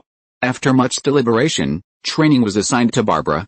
Without Thea's unconventional capabilities, Batgirl Barbara was a role model for the younger generation of female heroes, exceptional in both intelligence and martial prowess. Her strong sense of justice was a strong indicator that she would have a lot in common with Lois. After dealing with Louise, Thea and Diana returned to Mount Olympus, naturally bringing the naive Supergirl along as well. The young woman's battle with Apollo had boosted her energy by at least 30%, and now Thea and Diana couldn't suppress her without exerting all their might. Back on Mount Olympus, the atmosphere remained the same, but far more lively. Hippolyta wisely retreated to the sidelines, leaving all the Amazons under the leadership of Antiope. This demanding warrior, loyal to her duties and unyielding, earned Hera's praise. Besides the Amazons, Mount Olympus also had another force, the elite who had escaped from the underworld with Thea and Hera. While their organization was loose, they submitted to Hera under the immense pressure of Hades, unanimously electrifying the half-human, half-spider Aramine as their leader. Controlling both forces, Hera constantly managed the balance between them. The allure of power intoxicated her, and even now, even if asked to, she wouldn't give up her throne as God King. Aside from the 3 women, the first to arrive, unsurprisingly, was Eris, the goddess of discord. This elusive goddess could be seen wherever there was strife. Following closely behind her was Ares, an old friend and acquaintance of Thea and Diana. Compared to the refined middle-aged man he had been during World War I, the god of war now looked older, his face covered in age spots, his beard reaching down to his chest, and his clothing tattered. The only noticeable difference was that he no longer pretended to be lame. From a distance, the aged god of war resembled Hera's grandfather. He was, in fact, the biological son of Hera and Zeus. However, the world was accustomed to categorizing good and evil according to its own interpretations. As the evil and jealous son of Hera, Ares had been subject to numerous infamy, even if some of it wasn't entirely attributed to him. Hippolyta and Diana had been among those who had criticized him. Thea sometimes suspected, with a certain malice, that Diana, when she was still a martial artist, had probably spoken ill of Ares behind his back. Chapter 499 New God King. Soon after, the severely weakened Apollo arrived. The sun god immediately spotted Supergirl and shrank back, not daring to attack, as he found a seat. Shortly after he took his seat, Hephaestus, the god of fire, Dionysus, the god of wine, and Demeter, the goddess of agriculture, entered the scene. Dionysus had a relatively normal appearance, appearing as a somewhat dashing young man. The image of the god of fire surprised Thea. He lacked the artistic form, the hazy eyes, the defined muscles she'd imagined. He was short and stocky, straight as a chimney. His skin was rough, like a severely burned victim, red with a hint of black, and his mouth was filled with large, pointed teeth. With a simple change of clothing, he could play a monster in a Journey to the West movie. The remaining goddess of agriculture resembled a tree man, her skin dry and withered, her demeanor revealing an air of age and fatigue. Thea was a little disappointed that Hermes, who had been secretly colluding with her, hadn't shown up. She wondered where the god of speed and thieves had vanished. Neither her supervision nor Croydon's compass could find any trace of him. Artemis, the moon goddess, remained slumbering in the divine kingdom. Thanks to Thea's covert support, her power of faith was far greater than in her original time and space, so there was no need for her to wade into the muddy waters. Hercules, the Hercules, had always been at odds with the Olympians, and since Hera didn't know he was still alive, she hadn't invited him. As the first gathering after Ragnarok, the gods arrived: Apollo, the sun god; Ares, the god of war; Eris, the goddess of discord; Demeter, the goddess of agriculture; Hephaestus, the god of fire; Dionysus, the god of wine; and Hera, a total of 7 deities, each with their own agenda. Thea watched from a distance with Diana in tow, her malicious gaze brimming with anticipation. The expressions on their faces when Hera assumed the throne of the gods would surely be fascinating. As for demanding a seat among the gods, she wasn't so ambitious. She'd finally gotten herself and Diana out of the way, only to jump back in? That was insane. Standing there for a while wouldn't kill anyone. Hera didn't disappoint, chatting with the gods for a while before finally getting to the point. Zeus has been missing for so long, and the majesty of the Greek gods cannot be ignored. As your mother and queen, it's my responsibility to shoulder this burden at this critical moment. Hera paused, watching the gods' reactions.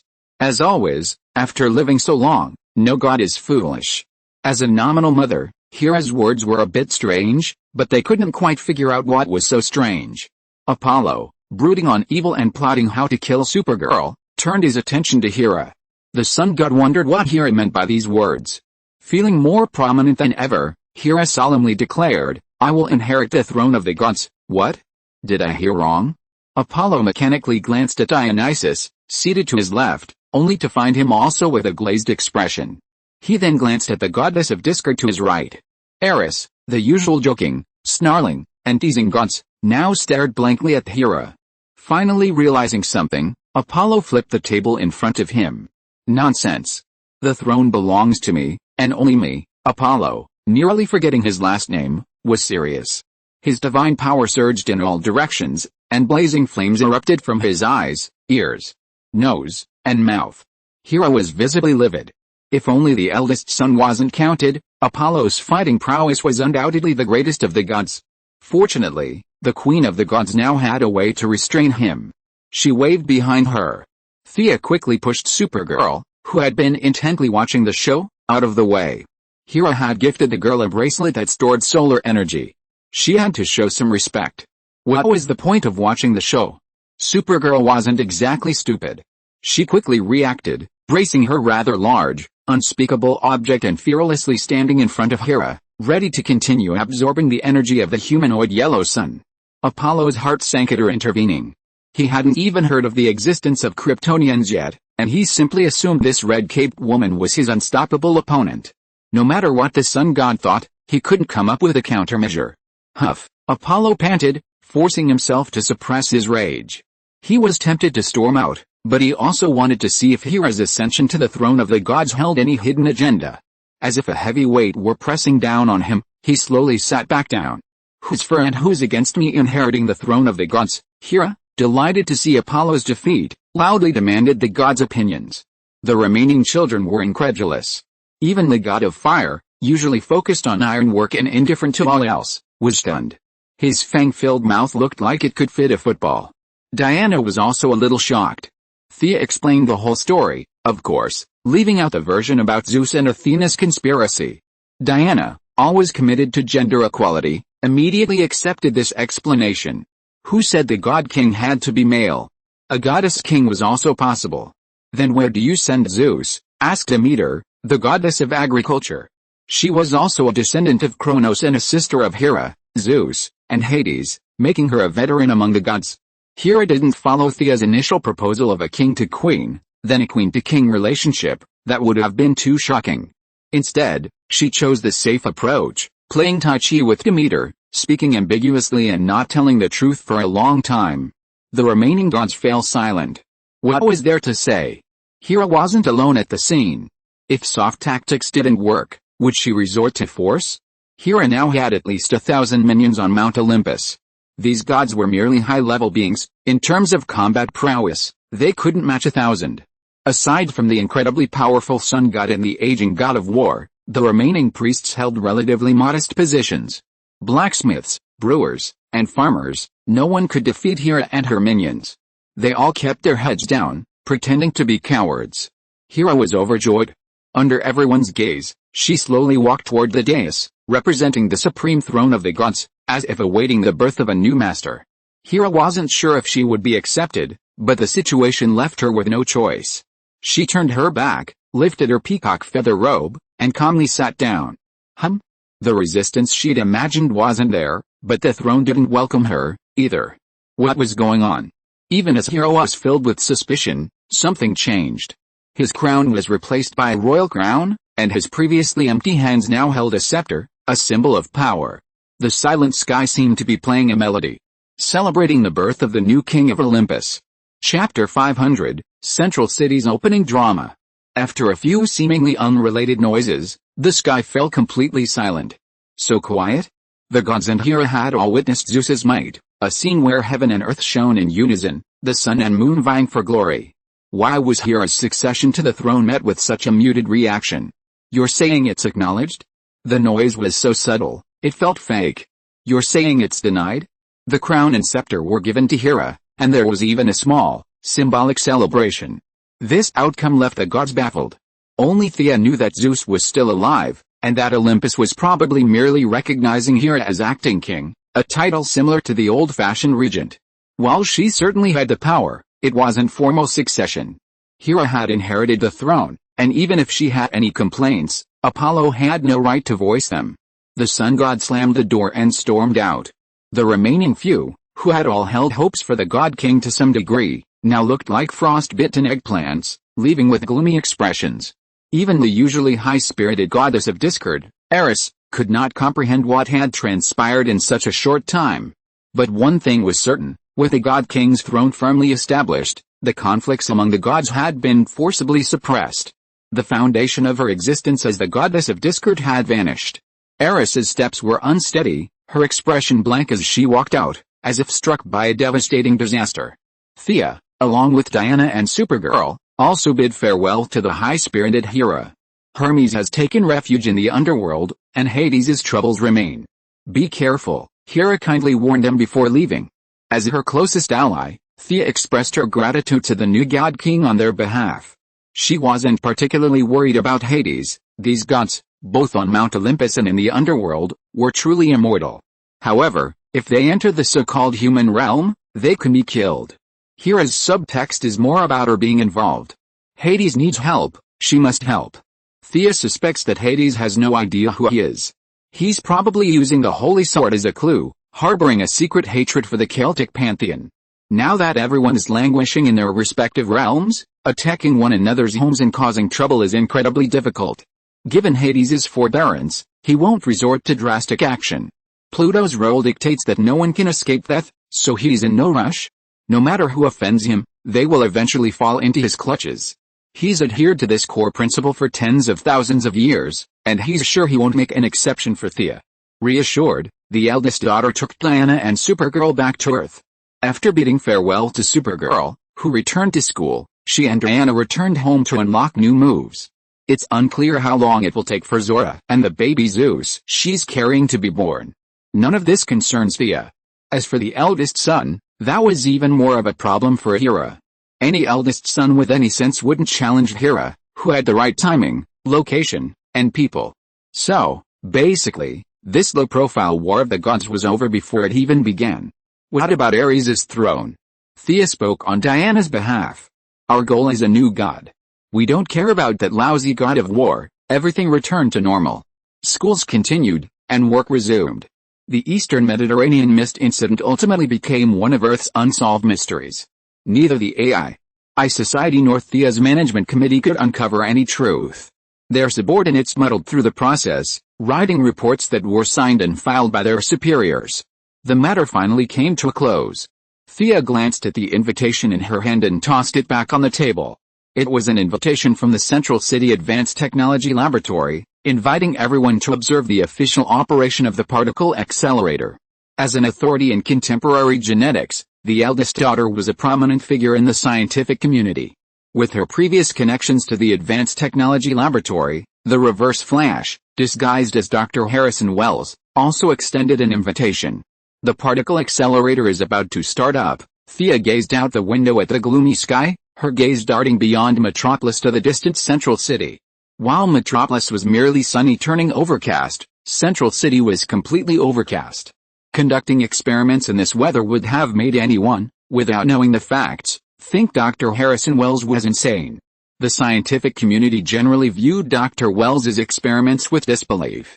His claims of a future about to begin, a shift in physics, advances in dynamics, and unprecedented breakthroughs in human medicine were frowned upon. Most scientists felt Dr. Wells was under too much pressure, mentally unstable, and full of nonsense. There were cynics, earnest pleas for explanation, and naturally, envy and resentment. Thea, through Gideon, learned that Reverse Flash was practically jumping for joy. 15 years of painstaking preparation were about to bear fruit. He had never been so lucid. If she had just arrived in this world, Thea could have visited the particle accelerator explosion site and, with a bit of luck, perhaps even gained a superpower. Unfortunately, Thea's current level was too high. Giving her an ability incompatible with the existing system would require her to painstakingly separate her soul once again, a potentially cumbersome process. Since the scientific community was resisting the experiment, she simply followed the crowd and had her assistant make a phone call, declining the invitation. Diana, uninterested in these scientific matters, returned to her foundation, while Thea remained home alone, watching TV. That night, a torrential downpour arrived, prompting calls from all walks of life to Dr. Wells, urging him to suspend the experiment. Reverse Flash perfectly portrayed the paranoid, mad scientist. From several cities away, Thea could see Reverse Flash roaring into the phone, his expression brimming with passion for science and his quest for truth. If we were to rank the acting of these heroes and villains, Reverse Flash would claim second place, and no one would dare claim first place. The old man's acting is truly remarkable. Who could see you over the phone except someone with supervision like Thea? He feigned conflict, a tangled web of emotions, his acting so explosive that even he himself might have believed it. With such profound acting prowess, even without the speed force, Reverse Flash could surely win an Oscar, right? Outside, the torrential rain intensified. Physicists, citizens, and reporters outside the cutting-edge laboratory, as well as staff inside, began to plead with Dr. Wells to suspend his experiments. Such inclement weather meant accidents were too easy. Reverse Flash sneered inwardly. Why would I want to experiment when the sun's shining? I want an accident. Once again, ignoring everyone's objections, he forcibly activated a particle accelerator. Thea could see a hint of nervousness in his expression. Whether he'd return to his original time and space to enjoy the good life or live in the 21st century, that depended on this one shudder. Amidst the torrential rain and the wave of opposition from the outside world, Reverse Flash activated a particle accelerator. End of this chapter. Thank you very much for reaching the end. Don't forget to like. Looking for more exclusive content and immediate access? Subscribe to our Patreon. Remember, every like, subscription, or donation encourages us to continue. Thanks to everyone. See you in the next video.